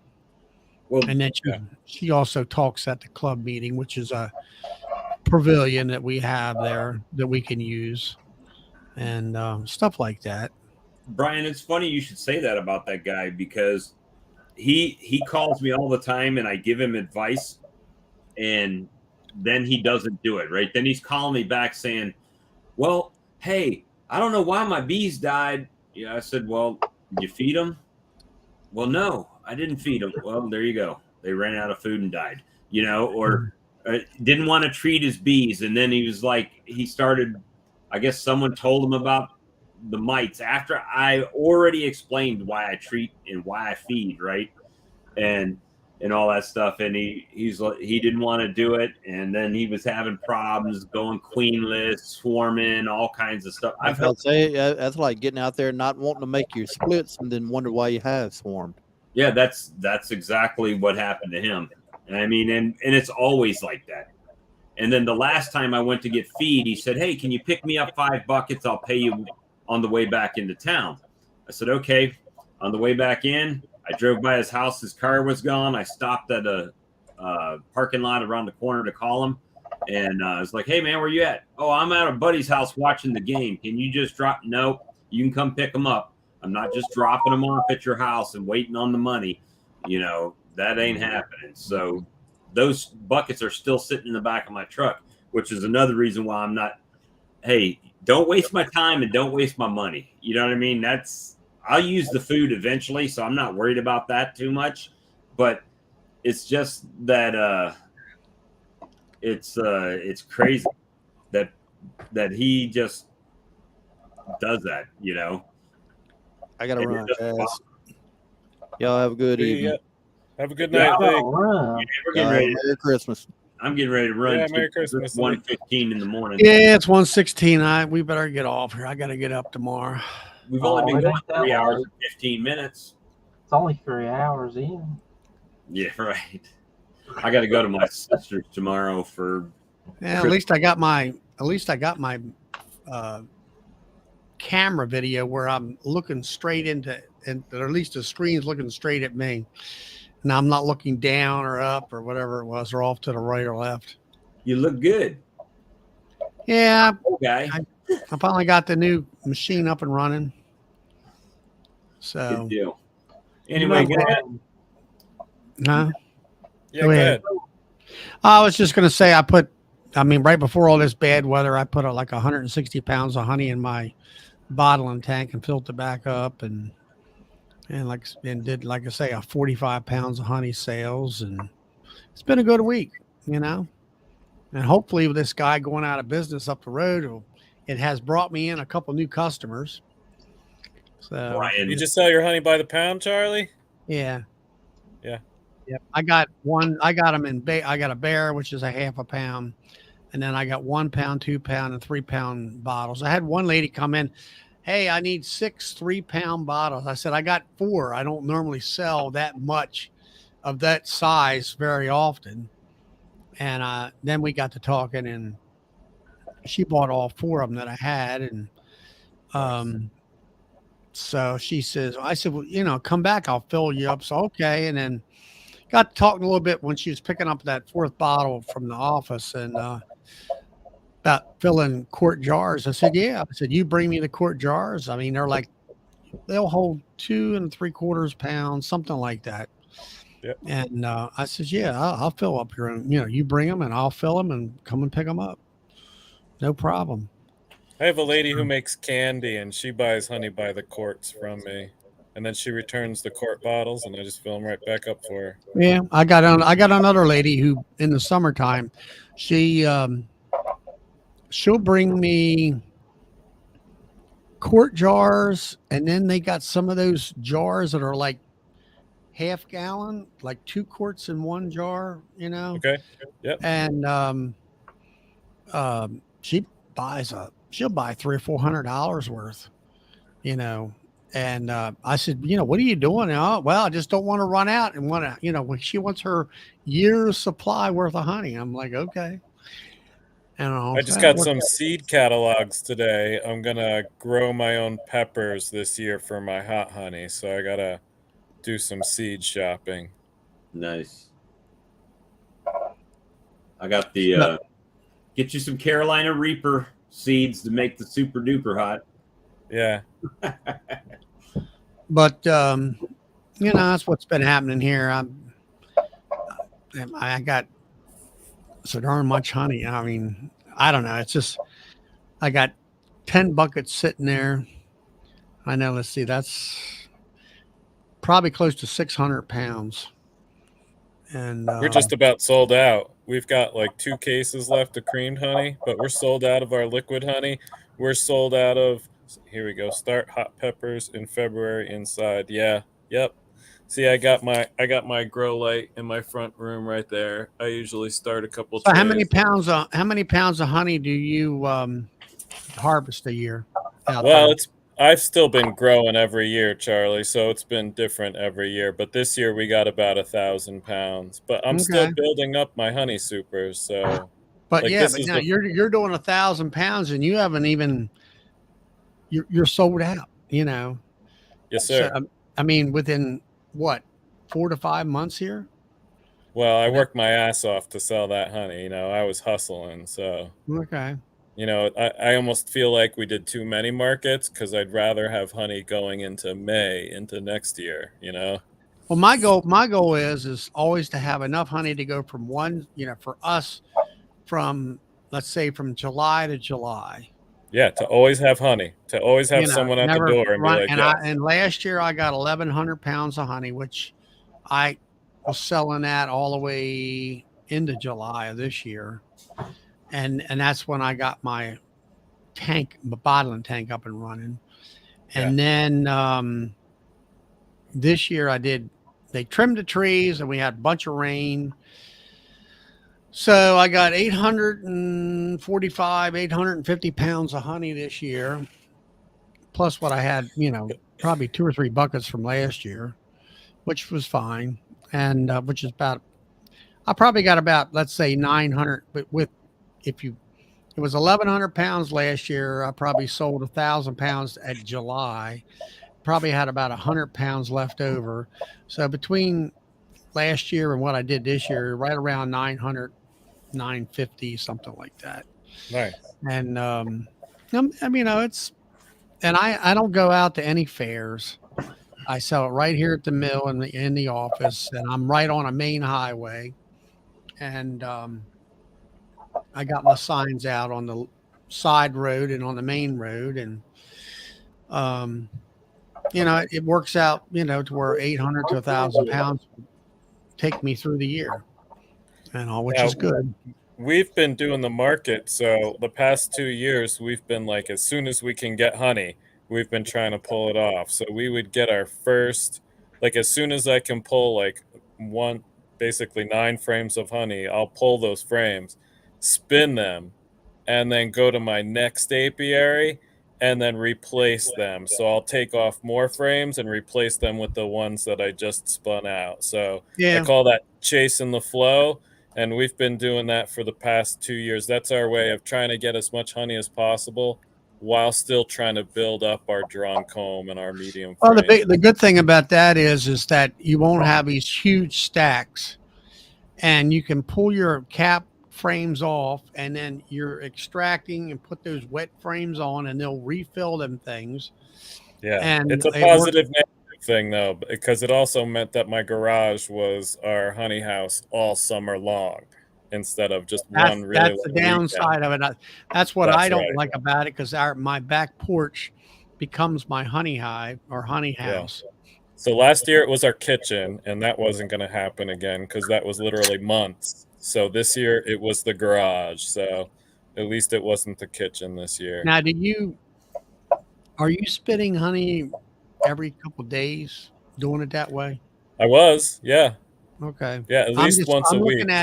I'm looking at cleaning the extractor, making sure that mold or whatever's not going to grow, that kind of a thing. Any contamination. Didn't have any problems with that. My biggest problem was ants coming in. So I had a crack in the floor of my garage, and all I did was I spent like 2 weeks squishing ants with my finger and going, this is stupid, I'm never going to win this. And then I got diatomaceous earth, and I lined that whole crack with diatomaceous earth, and within a day ants stopped coming in. That was my biggest problem. Yeah, I'll use spray. I mean, okay. Even though it's in the house, now what I do is when I prep that area, I put down the paper that you use in building. It's kind of gray looking rosin paper. Okay. Get it from Home Depot, and I line the whole floor. It absorbs any honey, and all that. Now, the one thing I did do this year was, instead of being stressed about it, I would go out there and pull in, let's say, 6 boxes, 6 supers, maybe 8 supers at the most, and then process all that, and then go out and get another grouping of it. That way I can get it done in a timely fashion where there's no beetle problems or wax moss problems, that kind of stuff. Yeah. And all. Yep. But I mean, I'd like to do what you're talking about. That way the stacks don't get so big, tall. But like you say, you got to have a honey house. So It's a goal. all right, it's 1:30. I gotta get going. So I just put on there. I said Brian wonders why our streams are so long. I haven't said anything in several minutes. I'm just sitting here. I got up, went peed, grabbed some cheese out of the refrigerator, grabbed another drink, came back, and just enjoying. yeah, but I mean, this is what I enjoy is here we're from all over the United States, and we're all talking The same language. bees and technique, and how we can. I'm just afraid I'm gonna go buy a creamer, and I don't even see. That's the thing. I don't even have the honey like that this past year. I didn't make that much honey. I made a few hundred pounds. Who was it? It was at that beach out on Friday night, and they were talking about how to process creamed honey. And one guy uses one of them little mini Hobart mixer machines. Yeah. And I guess it's not called cream, but it's whipped honey. And Same thing. I was over Jason at Bohemia Bees, and he was different things we were tasting over there, and one of them was whipped honey, and it was kind of like eating icing. It was that smooth texture, and I'm like, man, this is nice. And well, see, then you got to develop your clientele, because I don't know that here whipped honey is that, or creamed honey is that big of a Take thing. the stores. Yeah, I'll Big see it. store. I'll see little containers of it in like the dairy section, like in that area, the cooler section. But why? I mean, I don't know. I don't know. They have it up at the local state fair, but we don't call it creamed honey because you know what they'll say? Oh, I'm dairy allergic, Right. And it's like there ain't no darn cow's milk in here, and we call it honey spread. Honey spread. Honey spread because then well, they go Well, ahead. then you just whip it. You put it in the mixer, you whip it till it turns white, and then you just call it whipped honey. Why couldn't you make hot creamed honey? I have a jar of hot creamed honey. You can, Bob. But now creamed honey, it's with what is it? The seed you get. You do a seed seed someplace else, and you do it that way. Just get some crystallized honey of your own honey that's crystallized. Yeah, but what I'm getting at is you're talking about buying that machine. That thing's $2,000 from license, that creamer. And there was one guy in our club. He took a bucket, honey, a drill, and a paddle stirrer. That's what Brian's doing. And just spun it like that, and then you pour it in. I didn't understand how you do it, but you pour it into the jar, and then one of my other girls in the club, she says she has a wine cooler where you can set it to where it holds it at, I think, what is it, Brian? 52 degrees? 57 degrees is ideal. 57 degrees, and then within so many weeks, it's ready to go. It sets, yeah. Yeah, I was reading something. I can't remember exactly what it is, but there's something that happens to the honey whenever you whip it. There's a change, and they can test it. And something in it that changes, I believe that there's some kind of elevation that they can test it. And then you're introducing air into the. I mean, that's the whole process. There's a change in the honey that relates to, I think, the bad honey's coming in, and so sometimes your honey will be flagged whenever you whip it. An adulterated honey type of deal. Whenever you whip it, it'll be flagged as something that it's not. I can't remember the whole report. It's been a few months since I read it, but there's some kind of change whenever you whip it that. Whipping it until it turns white does some kind of change to the honey. Oh, I don't know. Which I'm assuming the whipping it till it turns white is the peroxide is making the peroxide. Well, that's when you heat it. I do know that because Mr. Ed was down there heating that honey up, and all that white froth was on the top. And I'm thinking to myself, you're ruining that honey, maybe. All right, so it's only us four. I'll give you guys a little secret, something we did this summer. So one of our best sellers this year was espresso infused honey.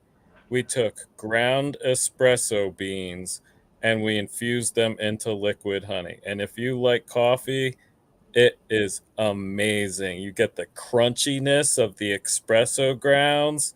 It's kind of like a chocolate covered coffee bean. You get the texture of the beans, right? So that sold hot this summer. Then I had some that was left over that started to crystallize. So I took it sat for like 3 months. I took it all, I re-liquefied it, and then I drained it out, and then I creamed that.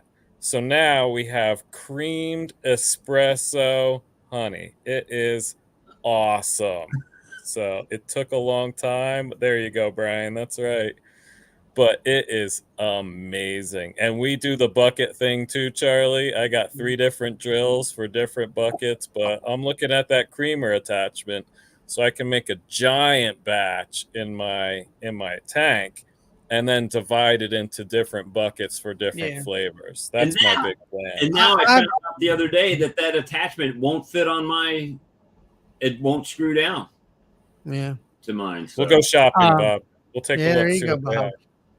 I don't know. I've thought about combed honey. I've thought about creamed honey, but it's a lot, more work. It's more work for sure. But I mean, they're both value added products, and you have to decide, is it something you're going to be able to move? Like for us, a lot of people don't know creamed honey, but they taste it and then they buy it. So that's really what it takes. You got to educate everybody. Yeah, exactly.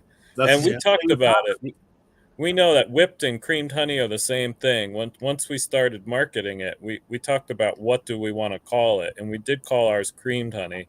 And we do have to tell people a lot that there isn't dairy in it. But so few people know what creamed honey is already. It's just part of our spiel when we're introducing it to people. Honey. Yeah, I was thinking about changing it because the color change, it makes it look like there's a dairy product in it. It turns white. So, I mean, it is a logical assumption. When you hear it's creamed and you see the color change, makes sense that there's a dairy product in it. Either cream or spread. Make it, honey spread. Yeah. Bee hummus. I don't know. All right. Well, it's 1:30 here, so I got to go. Yeah, guys. So, all right, guys. We'll see. What's tomorrow night? Saturday. Well, night?